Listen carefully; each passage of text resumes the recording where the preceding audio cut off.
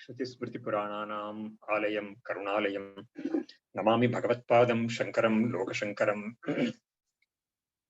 शङ्कारूपेण मच्चित्तं पङ्कीकृतमभूद्यया किङ्करी यस्य सामाया शङ्कराचार्यमाश्रये प्रह्लादवरदो देवो यो नृसिंहः परो हरिः नृसिंहोपासकं नित्यं तं नृसिंहगुरुं भजे श्रीसच्चिदानन्दशिवाभिनव्यनरसिंहभारत्यभिधान्यतीन्द्रान् विद्यानिधीन् मन्त्रनिधीन् सदात्मनिष्ठान् भजे मानवशम्भुरूपान् सदात्मध्याननिरतं विषयेभ्यः पराङ्मुखं नौमि शास्त्रेषु निष्णातं चन्द्रशेखरभारतीम् विवेकिनं महाप्रज्ञं धैर्यौदार्यक्षमानिधिं सदाभिनवपूर्वं तं विद्यातीर्थगुरुं भजे अज्ञानां जाह्नवीतीर्थं विद्यातीर्थं विवेकिनां वन्दे सर्वेषां सुखदं तीर्थं भारतीतीर्थमाश्रये विवेकिनं महाप्रज्ञं धैर्यौदार्यक्षमानिधिं सदाभिनवपूर्वं तं विद्यातीर्थगुरुं भजे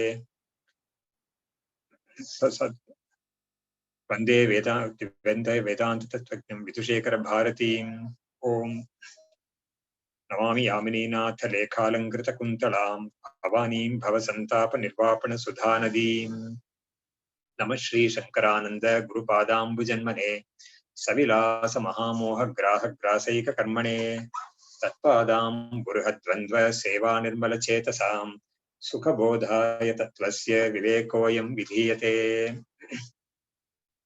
ಇವಾಗ 13ನೇ ಅಧ್ಯಾಯದ ಮೊದಲನೇ ಶ್ಲೋಕ ಓದ್ಬಿಟ್ಟು ಮುಂದಕ್ಕೆ ಮಾಡ್ತೀನಿ.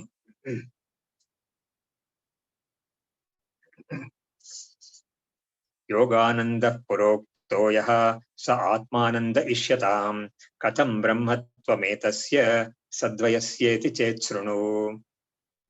ಯೋಗಾನಂದ ಅಂತ ಯಾವ್ದನ್ನ ಹಿಂದೆ ಒಂದು ಅಧ್ಯಾಯದಲ್ಲಿ ಹೇಳಿದ್ರು ಅದು ಆತ್ಮಾನಂದವೇ ಅಂತ ತಿಳ್ಕೊಬೇಕು. ಸರಿ, ಆತ್ಮಾನಂದ ಅಂತ ಹೇಳಿದ್ರೆ ನಮ್ಗೆ ಆತ್ಮ ಅಂತ ಹೇಳಿದ್ರೆ ಅನಾತ್ಮ ಅಂತ ಒಂದಿರುತ್ತೆ, ಆತ್ಮ ಅನ್ನೋದು ಬಿಟ್ಟು ಬ್ರಹ್ಮ ಅಂತ ಒಂದಿರುತ್ತೆ. ಹಾಗಾದ್ರೆ ಬ್ರಹ್ಮಾನಂದನೇ ಈ ಆತ್ಮಾನಂದ ಬ್ರಹ್ಮಾನಂದವೇ ಅಂತ ಹೇಗ್ ತಿಳ್ಕೊಳ್ಳೋದು ಅಂತ ಕೇಳಿದ್ರೆ ಅದಕ್ಕೆ ನಾನು ಉತ್ತರ ಕೊಡ್ತೀನಿ ಈ ಅಧ್ಯಾಯದಲ್ಲಿ ಅಂತ ಅವರು ಹೊರಟಿದ್ದಾರೆ. ಸೊ ಇದರಲ್ಲಿ ಅವರು ಪ್ರತಿಪಾದನೆ ಮಾಡ್ತಾ ಇದ್ದಾರೆ, ಈ ಪ್ರಪಂಚ ಅನ್ನೋದು ಯಾವ ತರದ್ದು ಅಂತ ಕೇಳಿದ್ರೆ ಅದು ವಿವರ್ತ ಅಂತ ಹೇಳಿದ್ರು. 3 ತರವಾದ ಒಂದು ಕಾರಣಗಳನ್ನ ಶಾಸ್ತ್ರದಲ್ಲಿ ಒಪ್ಪಿದ್ದಾರೆ. ಒಂದು ಆರಂಭವಾದ ಅಂತ, ಇನ್ನೊಂದು ಪರಿಣಾಮವಾದ ಅಂತ, 3ನೇದು ವಿವರ್ತವಾದ ಅಂತ. ಆರಂಭವಾದ ಅಂತ ಹೇಳೋರು ಕಾರ್ಯ ಅನ್ನೋದು ಉತ್ಪತ್ತಿ ಆಗಕ್ಕೆ ಮುಂಚೆ ಇರ್ಲೇ ಇಲ್ಲ, ಹೊಸದಾಗಿ ಉತ್ಪತ್ತಿ ಆಗುತ್ತೆ ಅದು ಅಂತ ಹೇಳೋರು. ಅದಕ್ಕೆ ಅವರು ನೂಲು ಅನ್ನೋದು ಒಂದು ಬಟ್ಟೆಯಾಗಿ ಆಗುತ್ತೆ ಅಂತ ಹೇಳಿ ಒಂದು ದೃಷ್ಟಾಂತವನ್ನು ಕೊಡ್ತಾರೆ. ಪರಿಣಾಮವಾದ ಅನ್ನೋರು ಒಂದು ಕಾರಣ ಅನ್ನೋದು ಒಂದು ಪರಿಣಾಮವನ್ನು ಹೊಂದಿ ಅದು ಕಾರ್ಯವಾಗಿ ಆಗುತ್ತೆ ಅಂತ ಅವ್ರು ಹೇಳೋದು. ಅದಕ್ಕೆ ಅವ್ರು ಕೊಡ್ತಾ ಇರೋ ದೃಷ್ಟಾಂತ ಯಾವುದು ಅಂದ್ರೆ ಹಾಲು ಮೊಸರಾಗುತ್ತೆ ಅಂತ ದೃಷ್ಟಾಂತ ಅವ್ರು ಕೊಡ್ತಾರೆ. ಆಮೇಲೆ ಪರಿಣಾಮವಾದಕ್ಕೆ ದೃಷ್ಟಾಂತ ಪ್ರಸಿದ್ಧವಾಗಿ ಇರೋದು ಇನ್ನೂ ಕೂಡ ಇದೆ. ಮಣ್ಣು ಅನ್ನೋದು ಘಟವಾಗುತ್ತೆ, ಸುವರ್ಣ ಅನ್ನೋದು ಆಭರಣವಾಗುತ್ತೆ ಅನ್ನೋದೆಲ್ಲ ಕೂಡ ಇದೆ. ಆದ್ರೆ ವಿವರ್ತವಾದ ಅನ್ನೋದ್ರಲ್ಲಿ ಕಾರಣ ಅನ್ನೋದು ಯಾವುದೇ ಪರಿಣಾಮವನ್ನು ಹೊಂದದೆ ಅದು ತಾನ್ ಅಲ್ಲದೆ ಬೇರೆ ಒಂದು ವಸ್ತುವಾಗಿ ಅದು ತೋರ್ಕೊಳ್ಳುತ್ತೆ ಅಂತ. ಆ ತೋರ್ಕೊಳ್ಳುತ್ತೆ ಅನ್ನೋದಕ್ಕೆ ಉದಾಹರಣೆ ಏನು ಅಂತ ಹೇಳಿದ್ರೆ, ಹಗ್ಗ ಅನ್ನೋದು ಯಾವುದೇ ಪರಿಣಾಮವನ್ನು ಹೊಂದದೆ ಒಬ್ಬನಿಗೆ ಹಾವಾಗಿ ತೋರುತ್ತೆ, ಯಾವುದೋ ಒಂದು ದೋಷದಿಂದ ಹಾವಾಗಿ ತೋರುತ್ತೆ ಅನ್ನೋದು. ಹೀಗೆ ವಿವರ್ತವಾದ ಅಂತ ಇದನ್ನೇ ವೇದಾಂತಿಗಳು ಒಪ್ಪಿರೋದು ವಿವರ್ತವಾದವನ್ನೇನೆ. ಅದನ್ನ ಇವರು ವಿಸ್ತಾರವಾಗಿ ಹೇಳ್ತಾ ಬರ್ತಾ ಏನ್ ಮಾಡಿದ್ರು, ಆ ಪರಿಣಾಮವಾದದಲ್ಲಿ ಯಾವ ಒಂದು ಮಣ್ಣು ಅನ್ನೋದು ಘಟ ಇತ್ಯಾದಿಗಳಾಗಿ ಪರಿಣಾಮ ಹೊಂದುತ್ತೆ ಅಂತ ಹೇಳಿ ಅವ್ರು ಇಟ್ಕೊಂಡಿದ್ರು ಆ ದೃಷ್ಟಾಂತ. ಆ ದೃಷ್ಟಾಂತವನ್ನ ಇವ್ರ ಮೆತ್ತಮೆತ್ತಿಗೆ ಏನ್ ಮಾಡ್ತಾ ಇದ್ದಾರೆ, ಈ ವಿವರ್ತವಾದಕ್ಕೆ ಸೇರಿಸ್ಬಿಟ್ರು. ಸೇರಿಸಿ ನಮಗೆ ಅದನ್ನ ತುಂಬಾ ಚೆನ್ನಾಗಿ ಪ್ರತಿಪಾದನೆ ಮಾಡಿದ್ರು. ಏನಂದ್ರೆ ಈ ಘಟ ಅನ್ನೋದು ಮಣ್ಣು ಅಂತ ನಾವ್ ಯಾವಾಗ ಹೇಳ್ತಾ ಇದೀವೋ ಅವಾಗ ಘಟ ಅನ್ನೋದು ಇಲ್ಲೇ ಇಲ್ಲ. ಆದ್ರೆ ಒಂದು ಕುಲಾಲ ಅನ್ನೋನು ಒಂದು ಚಕ್ರ ಇತ್ಯಾದಿಗಳೆಲ್ಲ ಇಟ್ಕೊಂಡೊಂದು ವ್ಯಾಪಾರ ಮಾಡಿದಾಗ ಘಟ ಅನ್ನೋದು ಉತ್ಪತ್ತಿ ಆಗುತ್ತೆ. ಹಾಗಾಗಿ ಮುಂಚೆ ಇಲ್ಲದೆ ಇರೋದು ಇವಾಗ ಮಣ್ಣು ಅಂತಾನೆ ಮುಂಚೆ ಅದಕ್ಕೆ ಹೆಸರಿರ್ತಾ ಇತ್ತು, ಇವಾಗ ಘಟ ಅಂತ ಹೆಸರು ಕೊಡ್ತಾ ಇದೀವಿ ಅಷ್ಟೇ ಹೊರತು ಘಟ ಅನ್ನೋದನ್ನ ಏನು ಅಂತ ನಾವು ವಿಚಾರ ಮಾಡಿ ನೋಡಿದ್ರೆ ಅದರಲ್ಲಿ ಮಣ್ಣು ಅನ್ನೋದೇ ಸತ್ಯವಾಗಿರುತ್ತೆ, ನಾಮರೂಪ ಅಲ್ಲಾರ್ದು ಮಿಥ್ಯಾ ಅಂತ ಹೇಳ್ಬಿಟ್ಟು ಮಧ್ಯದಲ್ಲಿ ಒಂದು ಶಕ್ತಿ ಅಂತ ಒಂದು ತಂದು, ಆ ಶಕ್ತಿ ಅನ್ನೋದು ಮಣ್ಣಿಗೆ ಇರೋ ಒಂದು ಶಕ್ತಿ, ಅದು ಆ ಶಕ್ತಿಯಿಂದಲೇ ಮಣ್ಣು ಅನ್ನೋದು ಘಟಾದಿಗಳಾಗಿ ತೋರ್ಕೊಳ್ಳುತ್ತೆ ನಮ್ಗೆ ಅನ್ನೋದನ್ನ ತುಂಬಾ ಚೆನ್ನಾಗಿ ಪ್ರತಿಪಾದನೆ ಮಾಡಿದ್ರು. ಆಮೇಲೆ ಆ ಶಕ್ತಿ ಅಂತ ಇದೆಯಲ್ಲ ಅದು ಅನಿರ್ವಚನೀಯ, ಅದಕ್ಕೆ ನಮ್ಗೆ ಇರುವಿಕೆ ಅಂತ ಹೇಳಕ್ಕೆ ಆಗ್ತಾ ಇಲ್ಲ, ಎಲ್ಲಿದೆ ಇರುವಿಕೆ ಅಂತ ಹೇಳಕ್ ಆಗ್ತಾ ಇಲ್ಲ. ಯಾಕಂದ್ರೆ ಘಟ ಅನ್ನೋದು ತೋರ್ಕೊಳಕ್ ಮುಂಚೆ ಶಕ್ತಿ ಅನ್ನೋದು ಕಾಣಿಸ್ಕೊಳ್ತಾ ಇರ್ಲಿಲ್ಲ. ಘಟ ತೋರ್ಕೊಂಡ್ ಮೇಲೇನೆ ಓಹೋ ಈ ಶಕ್ತಿಯಿಂದಾನೇ ಈ ಘಟ ತೋರ್ಕೊಳ್ತಾ ಇದೆ, ಮಣ್ಣಿಗಿರೋ ಈ ಶಕ್ತಿಯಿಂದಲೇ ಘಟ ತೋರ್ಕೊಳ್ತಾ ಇದೆ ಅಂತ ಹೇಳ್ತಾ ಇದೀವಿ. ಘಟ ಅನ್ನೋದಿಕ್ಕೆ, ಶಕ್ತಿ ಅನ್ನೋದಿಕ್ಕೆ ಲೋಕಸ್ ಅಥವಾ ಅದಕ್ಕೊಂದು ಅಸ್ತಿತ್ವ ಕೂಡ ಎಲ್ಲಿದೆ ಅಂತ ಹೇಳಿದ್ರೆ, ಅದು ಮೃತನ್ನು ಬಿಟ್ಟು ಅದಕ್ಕೆ ಬೇರೆಯಾಗಿ ಒಂದು ಅಸ್ತಿತ್ವವನ್ನು ನಮಗೆ ಹೇಳಕ್ ಆಗ್ತಾ ಇಲ್ಲ. ಆದ್ರೆ ಯಾವಾಗ ನಾವು ಘಟ ಅಂತ ತೋರ್ಕೊಂಡ್ ಮೇಲೆ ಆ ಘಟ ಅನ್ನೋದು ಮೃತನ್ನು ಬಿಟ್ಟು ಬೇರೆ ಅಲ್ಲ ಅಂತ ನಾವೊಂದು ವಿಚಾರ ಮಾಡಿ ನಾವು ತೀರ್ಮಾನ ಮಾಡುವಾಗ ಈ ಶಕ್ತಿ ಅನ್ನೋದಕ್ಕೆ ಇರ್ಬೇಕೇನೆ ಇಲ್ಲದೆ ಹೋಗ್ಬಿಡುತ್ತೆ. What really did this Shakti do ಅಂತ ಒಂದು ಪ್ರಶ್ನೆ ಮಾಡಿದ್ರೆ, ಓಕೆ ಅದು ಈ ಘಟಾಕಾರವಾಗಿ ಆಯ್ತಲ್ಲ, ಈ ಶಕ್ತಿ ತಾನೇ ಆಗಿರೋದು ಅಂತ ಕೇಳಿದ್ರೆ, ಇವಾಗ ನಾವೇನ್ ಮಾಡಿದೀವಿ, ವಿಚಾರ ಮಾಡ್ಬಿಟ್ಟು ನಾವ್ ಈ ಘಟ ಅನ್ನೋದೆಲ್ಲ ಕೂಡ ಮಿಥ್ಯಾ ಅಂತ ತೀರ್ಮಾನ ಮಾಡಿದೀವಿ, ಅದು ಮಣ್ಣನ್ನು ಬಿಟ್ಟು ಬೇರೆ ಅಲ್ಲ ಅಂತ ತೀರ್ಮಾನ ಮಾಡಿದ್ವಿ. ಅವಾಗ ಏನಾಯ್ತು, ಶಕ್ತಿ ಅನ್ನೋದಿಕ್ಕೆ ನಾವು ಇವಾಗ ಅದಕ್ಕೆ ಅಸ್ತಿತ್ವವೇ ನಾವು ಇಲ್ಲ ಅಂತ ಹೇಳ್ಬೇಕಾಗುತ್ತೆ. ಸೊ ಹೀಗೆ ಶಕ್ತಿ ಅನ್ನೋದಿಕ್ಕೆ ಇದೆ ಅಂತಾನು ಹೇಳಕ್ ಆಗ್ತಾ ಇಲ್ಲ, ಇಲ್ಲ ಅಂತಾನು ಹೇಳಕ್ ಆಗ್ತಾ ಇಲ್ಲ ಅಂತ, ಅದಕ್ಕೆ ಅನಿರ್ವಚನೀಯ ಅಂತ ಹೇಳಿದ್ವಿ. ಸೊ ಹೀಗೆ ಅನಿರ್ವಚನೀಯವಾದ ಶಕ್ತಿಯಿಂದ ಇದು ಈ ತರ ಆಗುತ್ತೆ. ವಿವರ್ತ ಅನ್ನೋದಕ್ಕೆ ಈ ತರ ಒಂದು ಅನಿರ್ವಚನೀಯವಾದ ಶಕ್ತಿ ಕೂಡ ಹಿನ್ನೆಲೆಯಲ್ಲಿ ಇರ್ಬೇಕು ಅಂತೆಲ್ಲ ಹೇಳಿದ್ರು ಅವರು. ಇವಾಗ ಮುಂದಕ್ಕೆ 45ನೇ ಶ್ಲೋಕ ತನಕ ನಾವು ಓದಿದ್ವಿ. ಅದಕ್ಕೆ ಮುಂದೆ ನಾವು ಹೋಗೋಣ ಮುಂದಕ್ಕೆ. 45ನೇ ಒಂದ್ಸತಿ ಮತ್ತೆ ನೋಡ್ಬಿಟ್ಟು ಹೋಗೋಣ. ವ್ಯಕ್ತಂ ಘಟೋ ವಿಕಾರಶ್ಚ ಇತ್ಯೇತೈರ್ನಾಮಭಿರೀರಿತಃ ಅರ್ಥಶ್ಚೇದ್ ಅನೃತಃ ಕಸ್ಮಾತ್ ನ ಮೃದ್ಬೋಧೆ ನಿವರ್ತತೆ. ತುಂಬಾ ಚೆನ್ನಾಗಿರೋ ಪ್ರಶ್ನೆ ಒಂದು ಕೇಳ್ತಾ ಇದ್ದಾನೆ. ಇವಾಗ ಈ ಘಟ ಅನ್ನೋದು, ಆಮೇಲೆ ವ್ಯಕ್ತವಾಗಿದೆ ಅನ್ನೋದು, ಘಟ ಅನ್ನೋದು, ಆಮೇಲೆ ವಿಕಾರವಾಗಿದೆ ಅಂತ ಹೇಳುದು, ಇಂಥ ಶಬ್ದಗಳೆಲ್ಲ ಉಪಯೋಗಿಸಿ ನಾವು ಈ ವಸ್ತುವನ್ನ ನಾವು ಹೇಳಿದ್ವಿ ಅಂತ ಹೇಳಿದ್ರೆ, ಈ ಘಟ ಅನ್ನೋ ವಸ್ತುವಿಗೆ ನಾವು ಇಂಥ ಹೆಸರುಗಳೆಲ್ಲ ಕೊಟ್ಟು ನಾವು ಘಟ ಅಂತ ಹೇಳಿಬಿಟ್ಟು ಅದು ಅನೃತ, ಸುಳ್ಳು ಅಂತಾನು ನಾವು ಹೇಳ್ಬಿಟ್ರೆ, ಅವಾಗ ಇದೆಲ್ಲ ಖಂಡಿತ ಮಣ್ಣೇನೆ ಅಂತ ತಿಳುವಳಿಕೆ ಬಂದಾಗ ಯಾತಕ್ಕೆ ಈ ಘಟ ಅನ್ನೋದು ನಿವೃತ್ತಿ ಆಗೋದಿಲ್ಲ? ನಿವೃತ್ತಿ ಅಂದ್ರೆ ಏನು? ನಮ್ಗೆ ಕಾಣಿಸ್ಕೊಳ್ದೆ ಆಗ್ತಾ ಇಲ್ಲ ಅಂತ ಪ್ರಶ್ನೆ. ಚೆನ್ನಾಗಿರೋ ಪ್ರಶ್ನೆನೇ ಇದು. ಯಾಕೆಂದ್ರೆ ವಿವರ್ತ ಅಂತ ನಾವ್ ಎಲ್ಲಿ ಹೇಳ್ತೀವೋ, ಈ ರಜ್ಜು ಅನ್ನೋದು ಸರ್ಪವಾಗಿ ತೋರುತ್ತೆ ಅಂತ ಹೇಳುವಾಗಲ್ಲ, ರಜ್ಜು ಜ್ಞಾನ ಬಂದ ಮೇಲೆ ನಮ್ಗೆ ಸರ್ಪವಾಗಿ ತೋರೋದಿಲ್ಲ ಇನ್ಮೇಲೆ, ಅಲ್ವಾ? ಯಾಕೆಂದ್ರೆ ಸರ್ಪವಾಗಿ ತೋರಿ ಅವನು ಏನ್ ಮಾಡ್ತಾನೆ, ಭಯಕ್ಕೆ ಕಂಪನಕ್ಕೆಲ್ಲ ಅವನು ಹಾಳಾಗಿರ್ತಾನೆ. ಆದ್ರೆ ಅವನಿಗೆ ವಿಚಾರ ಮಾಡಿ ಅಥವಾ ಯಾರು ತೋರ್ಸ್ಕೊಟ್ಟು ಇಲ್ಲಿರೋದು ಬರೀ ಹಗ್ಗವೇ, ಇದು ಹಾವು ಇಲ್ವೇ ಇಲ್ಲ ಅಂತ ಹೇಳಿದ್ಮೇಲೆ ಇನ್ಮೇಲೆ ಅವನಿಗೆ ಭಯ ಕಂಪನಾದಿಗಳಿರೋದಿಲ್ಲ, ಹಾವು ಅನ್ನೋದು ತೋರ್ಕೊಳ್ಳೋದೇ ಇಲ್ಲ. ಹೀಗೆ ಹಾಗಾದ್ರೆ ಏನಾಯ್ತು, ಹಾವು ಅನ್ನೋದು ನಿವೃತ್ತಿ ಆಯ್ತು ಅಂತ ಹೇಳ್ತೀವಿ ನಾವು ಅದಕ್ಕೆ. ಆತರ ಇಲ್ಲೂ ಕೂಡ ಇವ್ನು ಕೇಳ್ತಾ ಇದ್ದಾನೆ, ನೀವು ವಿವರ್ತ ಅನ್ನೋದಕ್ಕೆ ನೀವು ಏನ್ ಮಾಡ್ಬಿಟ್ರಿ, ಇವಾಗ ಈ ಮಣ್ಣು ಅನ್ನೋದು ವಿವರ್ತವಾಗಿ ನಮ್ಗೆ ಘಟಾದಿಗಳಾಗಿ ತೋರ್ಕೊಳ್ತಾ ಇದೆ ಅಂತ ಹೇಳಿದ್ರಿ. ಅವಾಗ ಸರಿ, ಘಟಾದಿಗಳೆಲ್ಲ ಏನು ವಾಸ್ತವವಾಗಿ ಅವುಗಳೆಲ್ಲ ಮಣ್ಣೇನೆ ಅಂತ ನಮ್ಗೆ ತೀರ್ಮಾನ ಮಾಡ್ಕೊಂಡ್ಮೇಲೆ ಯಾತಕ್ಕೆ ನಮ್ಗೆ ಘಟಾದಿಗಳೆಲ್ಲ ನಿವೃತ್ತಿ ಆಗ್ತಾ ಇಲ್ಲ ಅಂತ ಕೇಳ್ತಾ ಇದ್ದಾನೆ. ಸೊ ಈ ಪ್ರಶ್ನೆಗೆ ಅವರು ಮುಂದಕ್ಕೆ ಉತ್ತರ ಕೊಡ್ತಾ ಇದ್ದಾರೆ. ಇದೇ ವೇದಾಂತದಲ್ಲಿ ಒಪ್ಕೊಂಡಿರೋ ಉತ್ತರ. ತುಂಬಾ ಮುಖ್ಯವಾದ ವಿಷಯ ಇದು. ನಿವೃತ್ತ ಏವ ಯಸ್ಮಾತ್ತೆ ತತ್ ಸತ್ಯತ್ವ ಮತಿರ್ಗತ ಈದೃಂಗ್ ನಿವೃತ್ತಿರೇವಾತ್ರ ಬೋಧಜ ನತು ಅಭಾಸನಂ. ಸೊ ಇಲ್ಲಿ ನೋಡು, ನೀನ್ ಕೇಳಿದ ಪ್ರಶ್ನೆನೂ ಚೆನ್ನಾಗಿದೆ. ಆದ್ರೆ ನಾವ್ ತಿಳ್ಕೊಳ್ಬೇಕು ಅದು ಏನು ಅಂತ ಹೇಳಿದ್ರೆ, ಈ ಮಣ್ಣು ಅಂತ ನಮ್ಗೆ ತೀರ್ಮಾನ ಆಗಿದ್ಮೇಲೆ ಘಟ ಅನ್ನೋದೆಲ್ಲ ಸುಳ್ಳು ಅಂತ ನಮ್ಗೆ ಒಂದು ಬುದ್ಧಿ ಬರುತ್ತಲ್ಲ, ಆ ಬುದ್ಧಿನೇನೆ ನಾವು ನಿವೃತ್ತಿ ಅಂತ ಹೇಳ್ತೀವಿ. ಅಂದ್ರೆ ಘಟಾದಿಗಳೆಲ್ಲ ಆಕಾರಗಳೆಲ್ಲ ಸತ್ಯವಲ್ಲ ಅಂತ ಒಂದು ಬುದ್ಧಿ ಬರುತ್ತಲ್ಲ, ಅದನ್ನೇನೆ ನಾವು ನಿವೃತ್ತಿ ಅಂತ ಹೇಳ್ತೀವಿ ವೇದಾಂತದಲ್ಲಿ. ಅದು ತೋರ್ಕೊಳ್ಳೋದೇ ಹೋಗ್ಬೇಕು ಅಂತ, ತೋರ್ಕೊಳ್ಳೋದು ನಿಂತೋಗ್ಬಿಡ್ಬೇಕು ಅಂತ ನಾವು ಹೇಳ್ತಾ ಇಲ್ಲ ಅಂತ ಹೇಳ್ತಾ ಇದ್ದಾರೆ. That is the explanation he gives. ಇನ್ನೊಂದ್ಸತಿ ಹೇಳ್ತೀನಿ. ನಿವೃತ್ತಃ ಏವ ಯಸ್ಮಾತ್ತೆ ತತ್ ಸತ್ಯತ್ವ ಮತಿರ್ಗತ ಅಂದ್ರೆ ಏನು, ಅವುಗಳೆಲ್ಲ ನಿವೃತ್ತಿ ಆಗಿದೆ ಖಂಡಿತ. ನೀನ್ ಹೇಳಿದ ತರ ನಿವೃತ್ತಿ ಆಗಿದೆ. ಆದ್ರೆ ನೀನ್ ಅನ್ಕೊಂಡಿದ್ ತರ ಅವುಗಳು ಕಣ್ಣು ಕಾಣಿಸ್ದೆ ಹೋಗ್ಬೇಕು ಅಂತ ನಿಯಮ ಇಲ್ಲ ಅಂತ ಹೇಳ್ತಾ ಇದ್ದಾರೆ. ಅವುಗಳು ಸತ್ಯವಲ್ಲ ಅಂತ ಒಂದು ಬುದ್ಧಿ ನಮಗೆ ತೀರ್ಮಾನ ಆದ್ರೆ ಸಾಕು, ಅವುಗಳು ಕಣ್ಣಿಗೆ ಕಾಣಿಸ್ಕೊಳ್ದೆ ಹೋಗ್ಬೇಕು ಅಂತ ಅವಶ್ಯಕತೆ ಇಲ್ಲ ಅಂತ ಹೇಳಿದ್ರು. ಇದನ್ನೇ ನಾವು ಜೀವನ್ಮುಕ್ತಿ ವಿಷಯಕ್ಕೂ ನಾವು ಅದನ್ನೇ ಹೇಳ್ಬೇಕು. ಇದನ್ನ ಇವರೇ ಹೇಳಿದ್ದಾರೆ, ಮುಂಚೆ ಇನ್ನೊಂದು ಅಧ್ಯಾಯದಲ್ಲಿ ಹೇಳಿದ್ದಾರೆ. ಜೀವನ್ಮುಕ್ತನಿಗೆ ಬ್ರಹ್ಮವೇ ಪ್ರಪಂಚಾಕಾರವಾಗಿ ತೋರ್ತಾ ಇದೆ. ಹಾಗಾದ್ರೆ ಪ್ರಪಂಚ ಅನ್ನೋದು ಸತ್ಯವಲ್ಲ ಅಂತ ಅವನಿಗೆ ಬುದ್ಧಿ ಬಂದ್ಮೇಲೆ ಪ್ರಪಂಚ ಅನ್ನೋದು ಕಾಣಿಸ್ಕೊಳ್ದೆ ಹೋಗ್ಬೇಕಲ್ಲ ಅಂತ ಕೇಳಿದ್ರೆ ಅದರ ನಿಯಮ ಇಲ್ಲ. ಪ್ರಪಂಚ ಕಾಣಿಸ್ಕೊಂಡೇ ಇದ್ರು ಕೂಡ ಅದು ಮಿಥ್ಯಾ ಅಂತ ತೀರ್ಮಾನ ಆದ್ರೆ ಸಾಕು ಅಂತ ಹೇಳಿದ್ರು. ಬ್ರಹ್ಮವೇ ಸತ್ಯ, ಪ್ರಪಂಚ ಮಿಥ್ಯಾ ಅಂತ ತೀರ್ಮಾನ ಆದ್ರೆ ಸಾಕು, ಅದು ಕಾಣಿಸ್ಕೊಳ್ದೆ ಹೋಗ್ಬೇಕು ಅಂತ ನಿಯಮ ಇಲ್ಲ ಅಂತ ಹೇಳ್ಬಿಟ್ಟು ಅದಕ್ಕೆ ಕಾರಣನೂ ಕೊಟ್ರು. ಕಾಣಿಸ್ಕೊಳ್ದೆ ಹೋಗ್ಬೇಕು ಅಂತ ಹೇಳಿದ್ರೆ ಏನಾಗುತ್ತೆ ಅಂತ ಹೇಳಿದ್ರೆ ಜೀವನ್ಮುಕ್ತಿಯನ್ನ ಒಪ್ಕೊಳಕ್ ಆಗುದಿಲ್ಲ ನಾವು. ಆಮೇಲೆ ಇವನಿಗೆ ಪ್ರಾರಬ್ಧ ಕರ್ಮವನ್ನ ಅನುಭವಿಸ್ಬೇಕು ಅಂತ ಒಂದು ನಿಯಮ ಇದೆಯಲ್ಲ, ಅದು ಕೂಡ ಇಲ್ದೇ ಹೋಗ್ಬಿಡುತ್ತೆ. ಪ್ರಪಂಚ ಇಲ್ಲಿ ಕಾಣಿಸ್ಕೊಳ್ದೆ ಹೋದ್ರೆ. ಹಾಗಾಗಿ ಏನಾಯ್ತು, ಇವನಿಗೆ ಪ್ರಪಂಚ ಕಾಣಿಸ್ಕೊಳ್ತಾ ಇರ್ಬೇಕು, ಅದು ಪ್ರಾರಬ್ಧ ಕರ್ಮವಾಗಿ ಅವನಿಗೆ ಸುಖವನ್ನು ದುಃಖವನ್ನು ಕೊಡ್ಬೇಕು, ಅದನ್ನ ಅವನು ಶರೀರ ಇಂದ್ರಿಯಗಳಿಂದ ಅದನ್ನ ಅನುಭವಿಸ್ಬೇಕು. ಆದ್ರೆ ಅದು ಸತ್ಯ ಅಲ್ಲ ಅಂತ ಗೊತ್ತಾಗ್ಲೂ ಬೇಕದು. ಇದನ್ನೇ ಜೀವನ್ ಮುಕ್ತಿ ಅಂತ ಹೇಳ್ಬೇಕು. ಹಾಗಾಗಿ ಜೀವನ್ ಮುಕ್ತಿ ಅನ್ನೋದು ಸಾಧ್ಯವಿಲ್ಲದೆ ಹೋಗ್ಬಿಡುತ್ತೆ ಇದನ್ನ ಈ ತರ ಕಾಣಿಸ್ಕೊಳ್ದೆ ಹೋದ್ರೆ. ಫಸ್ಟ್ ಆಫ್ ಆಲ್ ಕಾಣಿಸ್ಕೊಳ್ದೆ ಹೋಗೋದು ಇಲ್ಲ, ಅದನ್ನು ನಾವು ತಿಳ್ಕೊಬೇಕು. ಆಮೇಲೆ ಈ ತರ ಒಂದು ವ್ಯವಸ್ಥೆ ಅದ್ವೈತದಲ್ಲಿ ವೇದಾಂತದಲ್ಲಿ ಒಪ್ಪಿದ್ದಾರೆ ಅನ್ನೋದನ್ನ ಹೇಳಿದ್ರು. ಸೊ ಇಲ್ಲೂ ಕೂಡ ಅದನ್ನ ಹೇಳ್ತಾ ಇದ್ದಾರೆ. ಇಲ್ಲಿ ನಾವು ತಿಳ್ಕೊಬೇಕಾದ ಇನ್ನೊಂದು ಏನು ಅಂದ್ರೆ, ಇದನ್ನ ವ್ಯಾಖ್ಯಾನದಲ್ಲಿ ಚೆನ್ನಾಗಿ ತೋರಿಸಿದ್ದಾರೆ. ನಿರುಪಾಧಿಕ ಭ್ರಮ, ಸೋಪಾಧಿಕ ಭ್ರಮ ಅಂತ ಎರಡು ಭ್ರಮವನ್ನ ನಾವು ಒಪ್ತೀವಿ. ನೋಡಿ, ನಿರುಪಾಧಿಕ ಭ್ರಮ ಅಂತ ಹೇಳಿದ್ರೆ, ವಸ್ತು ಯಾವುದು ತೋರ್ಕೊಳ್ತಾ ಇದೆಯೋ, ಹಗ್ಗದಲ್ಲಿ ಹಾವು ಅಂತ ತೋರ್ಕೊಳ್ತಾ ಇದೆಯಲ್ಲ, ಆ ಹಾವು ಅನ್ನೋದು ಆ ಜಾಗದಲ್ಲೇ ನಿಜವಾಗ್ಲೂ ಇದ್ದು ಕಾಣಿಸ್ಕೊಳ್ತಾ ಇದ್ರೆ ಅದು ಸೋಪಾಧಿಕ ಭ್ರಮ ಅಂತ. ಆ ಹಾವು ಅನ್ನೋದು ಅಲ್ಲಿ ಇರಕ್ ಸಾಧ್ಯವೇ ಇಲ್ಲ, ಅದು ಬೇರೆ ಎಲ್ಲೋ ಇರ್ಬೇಕಾದ, ವಾಸ್ತವವಾಗಿ ಹಾವು ಬೇರೆ ಎಲ್ಲೋ ಇರ್ಬೇಕು.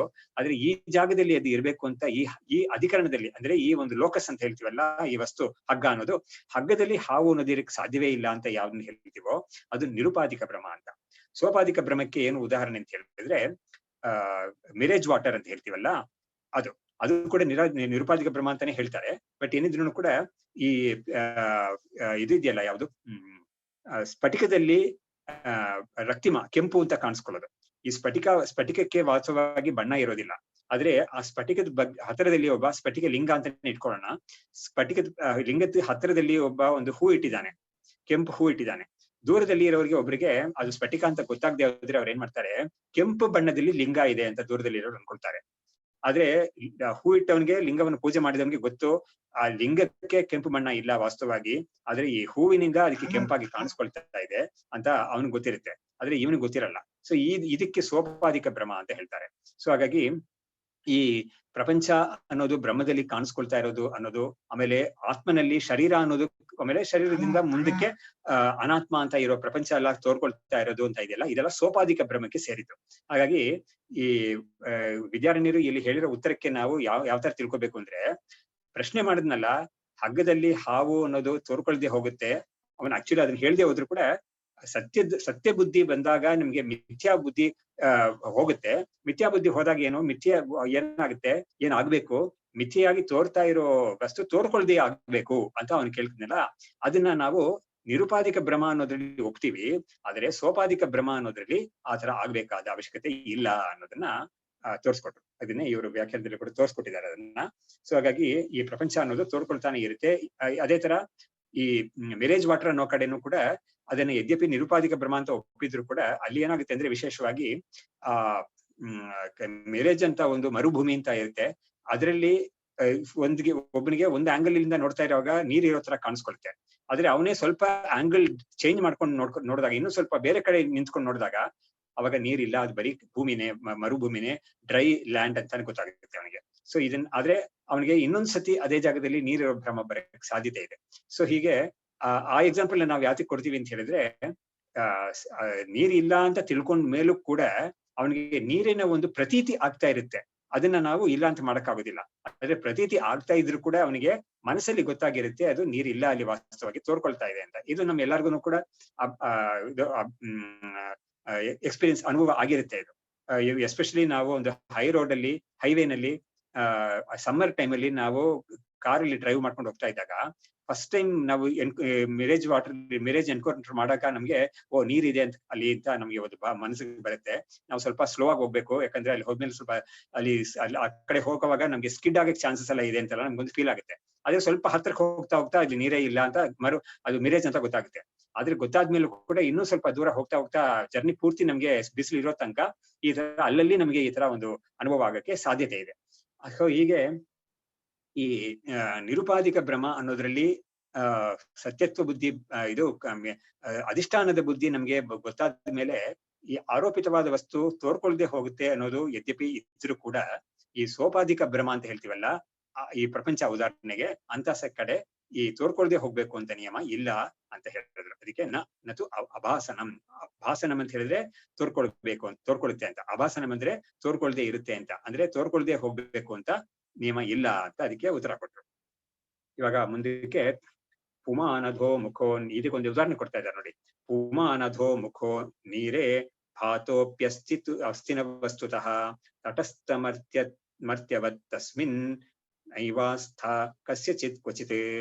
ಇವಾಗ ತೋರ್ಕೊಳ್ತಾ ಇದ್ರು ಕೂಡ ಸತ್ಯವಾಗಿಲ್ದೇ ಇರೋದು ತೋರ್ಕೊಳ್ತಾ ಇದ್ರು ಕೂಡ ಅದು ಸತ್ಯ ಅಲ್ಲ ಅಂತ ಬುದ್ಧಿ ಬರುತ್ತೆ ಅಂತ ಇರುತ್ತೆ. ಸಾಕು, ತೋರ್ಕೊಳ್ದೆ ಹೋಗ್ಬೇಕು ಅಂತ ನಿಯಮ ಇಲ್ಲ ಅನ್ನೋದಕ್ಕೆ ಅವರು ಒಂದು ಉದಾಹರಣೆ ಕೊಡ್ತಾ ಇದ್ದಾರೆ. ಒಬ್ಬ ಒಂದು ಕೊಳದ ಹತ್ರ ನಿಂತಿದ್ದಾನೆ. ಅವನ ಒಂದು ಪ್ರತಿಬಿಂಬ ಈ ಕೊಳದಲ್ಲಿ ಕಾಣಿಸ್ತಾ ಇದೆ. ಹೇಗ್ ಕಾಣಿಸ್ತಾ ಇದೆ ಅಂದ್ರೆ ತಲಕಲಕ್ಕಾಗಿ ನಿಂತಿರೋ ತರ ಕಾಣಿಸುತ್ತೆ. ಹಾಕ್ತಾನೆ ಅಷ್ಟೇ, ಅವನು ನೋಡಿದ್ರು ಕೂಡ ತನ್ನ ಒಂದು ಪ್ರತಿಬಿಂಬ ತಲಕಲಕ್ಕಾಗಿ ನಿಂತಿರೋದರ ಕಾಣಿಸುತ್ತೆ. ಬಾಕಿಯವ್ರಿಗೆ ನೋಡುವಾಗ್ಲೂ ಕೂಡ ಅವನು ಆ ವ್ಯಕ್ತಿ ನಿಂತಿರೋ ವ್ಯಕ್ತಿ ತಲಕಲಕ್ಕಾಗಿರೋ ತರ ಕಾಣಿಸುತ್ತೆ. ಅದೇ ತರ ವ್ಯಕ್ತಿ ಎಲ್ಲ ಒಂದು ಮರ ಇದ್ರು ಕೂಡ ಪಕ್ಕದಲ್ಲಿ ಮರವನ್ನ ನೋಡ್ಬಿಟ್ಟು ಇವ್ರು ನೀರಲ್ಲೂ ಕೂಡ ನೋಡಿದಾಗ ಮರ ತಲಕಲಕ್ಕಾಗಿರುತ್ತೆ. ಆದ್ರೆ ಯಾರಿಗೂ ಕೂಡ ಅವನು ವಿವೇಕಿಯಾಗಿರ್ಲಿ ಅವಿವೇಕಿಯಾಗಿರ್ಲಿ ಅಲ್ಲಿ ನಿಜವಾಗ್ಲೂ ತಲಕಲಕ್ಕಾಗಿ ತೋರ್ತಾ ಇರೋ ವಸ್ತು ನೀರಲ್ಲಿ ಇದೆ ಅಂತ ಬುದ್ಧಿ ಬರೋದಿಲ್ಲ ಅಲ್ವಾ. ತಟದಲ್ಲಿ ಇದೆ ಖಂಡಿತ, ಆದ್ರೆ ನೀರಲ್ಲಿ ಅದು ತಲಕಲಕ್ಕಾಗಿ ತೋರ್ಕೊಳ್ತಾ ಇರೋ ಒಂದು ವಸ್ತು ನೀರಲ್ಲಿ ಇದೆ ನಿಜವಾಗ್ಲೂ ಅಂತ ಯಾರಿಗೂ ಬುದ್ಧಿ ಬರೋದಿಲ್ಲ. ಅದೇ ತರಾನೇ ಇಲ್ಲೂ ಕೂಡ ಅಂತ ಅದಕ್ಕೆ ಒಂದು ದೃಷ್ಟಾಂತವನ್ನ ಹೀಗೆ ಕೊಟ್ರು ಅವರು. ಪುಮಾನ್ ಅಧೋಮುಖೋ ನೀರೇ ಭಾತೋ ಅಪ್ಪಿ, ಅಂದ್ರೆ ಒಂದು ಮನುಷ್ಯ ನೀರಲ್ಲಿ ಅಧೋಮುಖನಾಗಿ ಅಂದ್ರೆ ತಲಕಲಕ್ಕಾಗಿ ಅವನು ಕಾಣಿಸ್ಕೊಂಡ್ರು ಕೂಡ ನ ವಸ್ತುತಃ ಅಸ್ತಿ, ಅವನಿಗೆ ಇಲ್ಲ, ವಾಸ್ತವವಾಗಿ ಅಲ್ಲಿ ಇಲ್ಲ, ಆ ಮನುಷ್ಯ ಆ ನೀರಲ್ಲಿ ಇಲ್ಲ ಖಂಡಿತ. ತಟಸ್ಥ ಮರ್ತ್ಯವತ್, ತಟಸ್ಥದಲ್ಲಿ ಹೇಗೆ ಒಬ್ಬ ನಿಂತಿದ್ದಾನೋ ಅದೇ ತರ ಅದೇ ಮನುಷ್ಯ ಆ ನೀರಲ್ಲಿ ಇಲ್ಲ ಖಂಡಿತ. ಅಸ್ಮಿನ್ ನೈವ ಆಸ್ಥಾ ಕಸ್ಯಚಿತ್ ಕ್ವಚಿತ್. ಅದರಿಂದ ಈ ನೀರಲ್ಲಿ ಕಾಣಿಸ್ತಾ ಇರೋ ಒಂದು ಪ್ರತಿಬಿಂಬದ ವಿಷಯಕ್ಕೆ ಯಾರಿಗೂ ಕೂಡ ಸತ್ಯವಾದದ್ದು ಅಂತ ಒಂದು ಬುದ್ಧಿ, ಆಸ್ಥಾ ಅಂದ್ರೆ ನಂಬಿಕೆ, ಬರೋದಿಲ್ಲ ಯಾರಿಗೂ ಅಂತ. ಸೊ ಹೀಗೆ ಇದಕ್ಕೆ ಸಮಾಧಾನ ಹೇಳಿದ್ರು.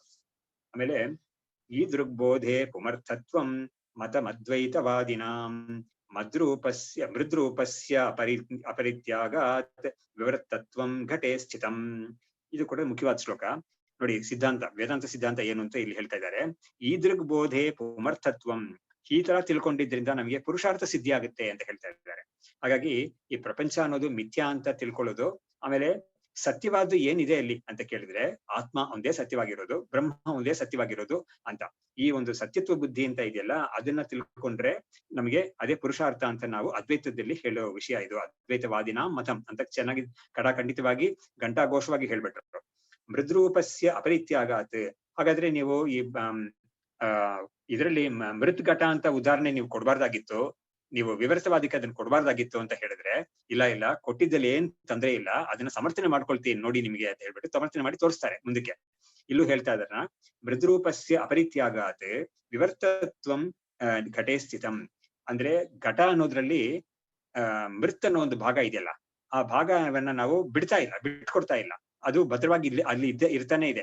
ನಾವ್ ಯಾವ್ದನ್ನ ಅಲಗಳಿತೀವಿ ಅಂತ ಹೇಳಿದ್ರೆ ಆ ಘಟಾಕಾರವಾಗಿರೋ ಒಂದು ನಾಮರೂಪ ಅಂತ ಇದೆಯಲ್ಲ, ಅದನ್ನ ಮಾತ್ರ ನಾವು ಅಲಗಳಿತಾ ಇದೀವಿ ಹೊರತು ಅದ್ರಲ್ಲಿರೋ ಮೃದಂಶವನ್ನ ನಾವು ಅಲಗಳಿತಾ ಇಲ್ಲ, ಅದು ಭದ್ರವಾಗಿ ಅಲ್ಲೇ ಇದೆ. ಹಾಗಿರೋದ್ರಿಂದ ಅದು ವಿವರ್ತ ಅನ್ನೋದಿಕ್ಕೆ ನಮ್ಗೆ ಏನು ತೊಂದರೆ ಇಲ್ಲ ಅದ್ರಲ್ಲಿ ಅಂತ. ಇವಾಗ ನೋಡಿ, ಈ ಹಗ್ಗದಲ್ಲಿ ಹಾವು ಅಂತ ನಾವು ಹೇಳೋ ಕಡೆ ಕೂಡ ವಾಸ್ತವವಾಗಿ ಹಾವು ಅಂತ ಅವನು ಇದೆ ಅಂತ ಹೇಳ್ತಾನಲ್ಲ, ಆ ಇರುವಿಕೆ ಅಂತ ಇದೆಯಲ್ಲ ಅದು ಹಗ್ಗಕ್ಕೆ ಸೇರಿದ್ದದು. ಆದ್ರೆ ಅವನು ಹಗ್ಗ ಇರ್ಬೇಕು ಅಂತ ಹೇಳ್ಬೇಕಾಗಿತ್ತು, ಆದ್ರೆ ಹಾವಿದೆ ಅಂತ ಹೇಳ್ತಾ ಇರ್ತಾನೆ.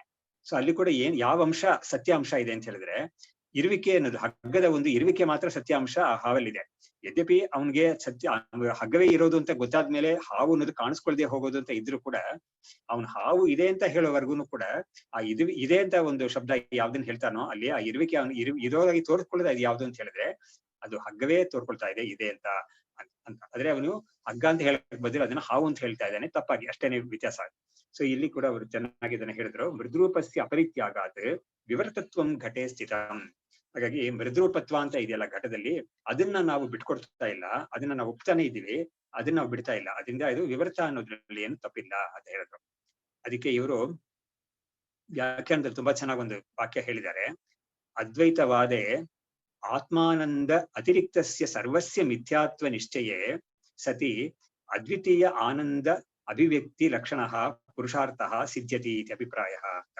ಅದ್ವೈತದಲ್ಲಿ ಆತ್ಮಾನಂದ ಅಂತ ಒಂದಿದೆಯಲ್ಲ, ಆತ್ಮ ಅಂದ್ರೆ ನಮ್ಮ ಶುದ್ಧ ಚೈತನ್ಯ ಸ್ವರೂಪ, ಪಂಚಕೋಶಗಳಿಂದ ವಿಲಕ್ಷಣವಾಗಿರೋದು, ಅದೇ ನಿಜವಾದ ಆನಂದ ಸ್ವರೂಪ ಅಂತ. ಹಾಗಾಗಿ ಸತ್ಯಂ ಜ್ಞಾನಂ ಅನಂತಂ ಅಂತ ಒಂದ್ ಕಡೆ, ಇನ್ನೊಂದ್ ಕಡೆ ವಿಜ್ಞಾನಂ ಆನಂದಂ ಬ್ರಹ್ಮ ಅಂತ ಆನಂದವನ್ನ ಸ್ವರೂಪ ಲಕ್ಷಣವಾಗಿ ಹೇಳಿದ್ದಾರೆ. ಅದರಿಂದ ಆತ್ಮಾನಂದ ಅಂತ ಹೇಳ್ತಾರೆ. ಆತ್ಮಾನಂದ ಅತಿರಿಕ್ತಸ್ಯ, ಅದನ್ನ ಬಿಟ್ಟು ಆತ್ಮಾನಂದವನ್ನು ಬಿಟ್ಟು ಇರೋ ಎಲ್ಲವೂ ಕೂಡ ಮಿಥ್ಯಾ ಅಂತ ನಿಶ್ಚಯವೇ ಅದ್ವಿತೀಯ ಆನಂದ ಅಭಿವ್ಯಕ್ತಿ ಲಕ್ಷಣ ಪುರುಷಾರ್ಥ.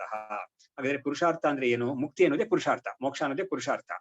ಈ ಪುರುಷಾರ್ಥ ಅನ್ನೋದ್ರಲ್ಲಿ ಏನಾಯ್ತು ನಿಮ್ಗೆ ಹೊಸದಾಗಿ ಏನಾಯ್ತು ಅಂತ ಕೇಳಿದ್ರೆ, ಈ ಆತ್ಮ ಸ್ವರೂಪವನ್ನು ಬಿಟ್ಟು ಬೇರೆ ಎಲ್ಲವೂ ಕೂಡ ಮಿಥ್ಯಾ ಅಂತ ನಿಶ್ಚಯ ಆದಾಗ ಆತ್ಮ ಅಂತ ಒಂದು ಅಭಿವ್ಯಕ್ತಿ ಆಗುತ್ತಲ್ಲ, ನನಗೆ ಆತ್ಮ ಸ್ವರೂಪ ಮಾತ್ರ ಅಭಿವ್ಯಕ್ತಿ ಆಗುತ್ತಲ್ಲ, ಅದನ್ನ without the mixture of other things, ಅದೇ ಅನಾತ್ಮವನ್ನು ಬಿಟ್ಟು ಆತ್ಮ ಮಾತ್ರ ನನಗೆ ಭಾಸವಾಗ್ತಾ ಇದೆಯಲ್ಲ, ಅದೇ ಪುರುಷಾರ್ಥ ಅಂತ ಹೇಳ್ತೀವಿ ನಾವು ಅಂತ ಹೇಳಿದ್ರು.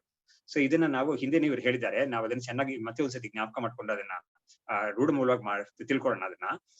ನೋಡಿ, ಒಂದ್ಸತಿ ಕೇಳಿದ್ದ, ಈ ಧ್ಯಾನ ಅನ್ನೋದು ಸಮಯದಲ್ಲಿ ಅವರಿಗೆ ಖಂಡಿತ ಪ್ರಪಂಚ ಅನ್ನೋದು ಕಾಣಿಸ್ಕೊಳ್ದೇ ಇರುತ್ತೆ, ಆದ್ರೆ ಈ ವಿಚಾರ ಅಂತ ಮಾಡ್ತಾರಲ್ಲ ಅವಾಗ ಅವ್ರಿಗೆ ಆತರ ಒಂದು ಅಡ್ವಾಂಟೇಜ್ ಇಲ್ವಲ್ಲ ಅವ್ರಿಗೆ ಅಂತ ಕೇಳಿದ್ರೆ, ಅದಕ್ಕೆ ಇವರೇ ಉತ್ತರ ಕೊಟ್ಟಿದ್ದಾರೆ, ಇದೇ ಅಧ್ಯಾಯದಲ್ಲೇ ಉತ್ತರ ಕೊಟ್ಟಿದ್ದಾರೆ. ಏನ್ ಹೇಳಿದ್ರು ಅಂದ್ರೆ, ನೋಡು ಆತರ ನೀನು ಅನ್ಕೋಬೇಡ, ವಿಚಾರ ಮಾಡೋವನಿಗೂ ಕೂಡ ಆ ವಿಚಾರ ಅನ್ನೋದ್ರಲ್ಲಿ ಅವನು ಗಟ್ಟಿಯಾಗಿ ಅವನ ವಿಚಾರವನ್ನೇ ಮಾಡ್ತಾ ಇದ್ದಾಗ ಅವನಿಗೆ ಏನಾಗುತ್ತೆ ಅಂದ್ರೆ, ಅವನಿಗೆ ಮಾನಸಿಕವಾಗಿ ಪ್ರಪಂಚ ಅನ್ನೋದೆಲ್ಲ ಅವನು ಬದಿಗಿಟ್ಟು ಅದೆಲ್ಲ ಮಿಥ್ಯಾ ಅಂತ ಮಾಡ್ಕೊಂಡು ಆತ್ಮವನ್ನ ಮಾತ್ರ ಅವನ ಮನಸ್ಸು ಚಿಂತನೆ ಮಾಡುತ್ತೆ.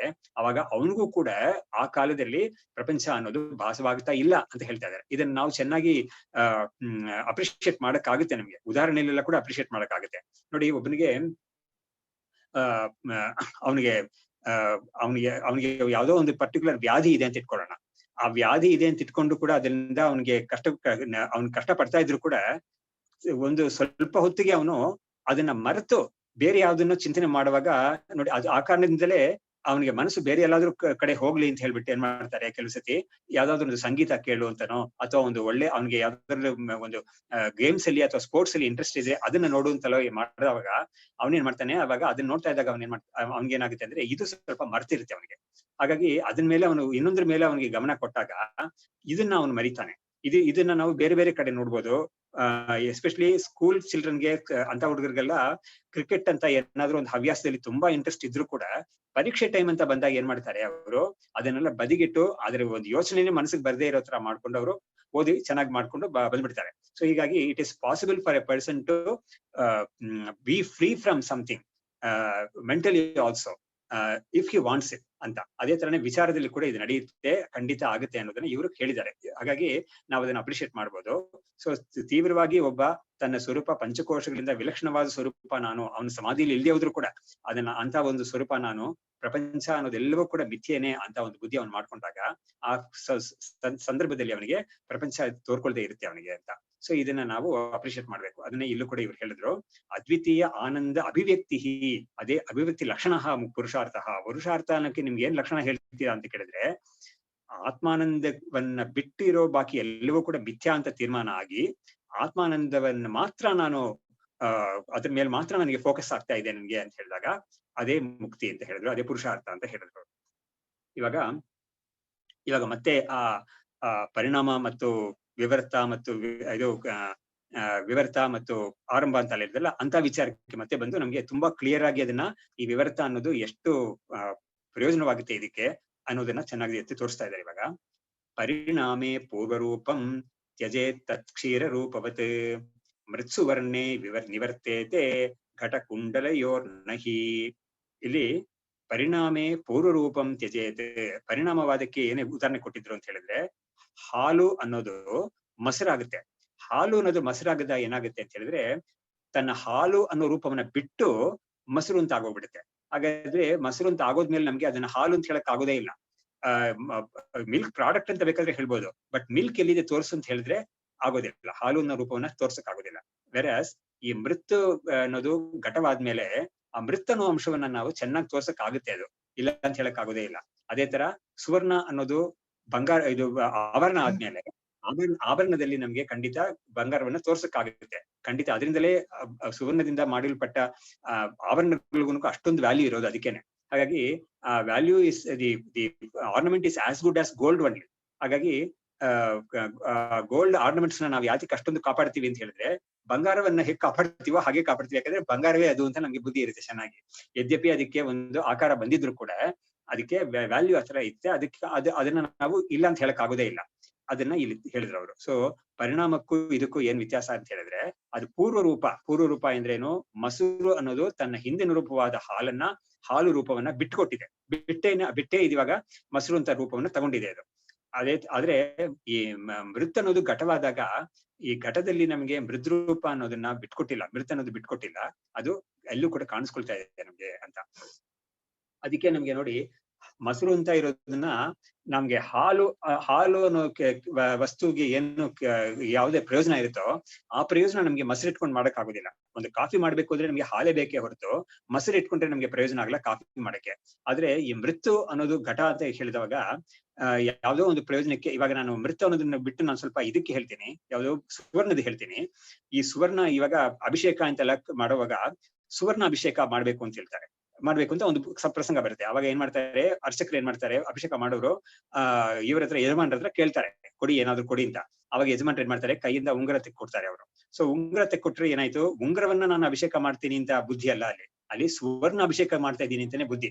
ಯದ್ಯಪಿ ಸುವರ್ಣ ಅನ್ನೋದು ಉಂಗುರ ಆಕಾರದಲ್ಲೋ ಅಥವಾ ಅಲ್ಲಿ ಮಹಿಳೆಯರು ಯಾರಾದ್ರೂ ಇದ್ರೆ ಅವರು ಕುತ್ತಿಗೆಯಿಂದ ಸರ ಬಿಚ್ಕೊಡ್ತಾರ ಅವರು. ಅವಾಗ ಸರವನ್ನ ನಾನು ಅಭಿಷೇಕ ಮಾಡ್ತೇನೆ ಅಂತ ಬುದ್ಧಿ ಇರೋದಿಲ್ಲ, ಬಂಗಾರ ಅಭಿಷೇಕ ಮಾಡ್ತಾ ಇದ್ದೀನಿ ಅಂತ, ಸುವರ್ಣ ಅಭಿಷೇಕ ಮಾಡ್ತಾ ಇದ್ದೀನಿ ಅಂತ ಅಷ್ಟೇ ಬುದ್ಧಿ ಇರೋದಲ್ಲಿ. ಹಾಗಾಗಿ ಆ ವಸ್ತು ಅನ್ನೋದು ಅದಕ್ಕೆ ಒಂದು ಹೆಸರು ಇದ್ರು ಕೂಡ, ಆಭರಣಕ್ಕೊಂದು ಹೆಸರಿದ್ರು ಕೂಡ ಅದು ಬಂಗಾರವೇ ಅನ್ನೋದ್ರಲ್ಲಿ ಏನು ಸಂಶಯ ಇರೋದಿಲ್ಲ. ಸೊ ಹೀಗೆ ನಾವು ನೋಡಿದಾಗ ಈ ಆಭರಣ ಆಗೋಯ್ತು ಅನ್ನೋ ಕಾರಣಕ್ಕಾಗಿ ಅದು ಹಿಂದಿನ ರೂಪವಾದ ಒಂದು ಮೃತ್ತನ್ನ ಅದು ಸುವರ್ಣವನ್ನ ಬಿಟ್ಕೊಟ್ಟಿಲ್ಲ ಅದು.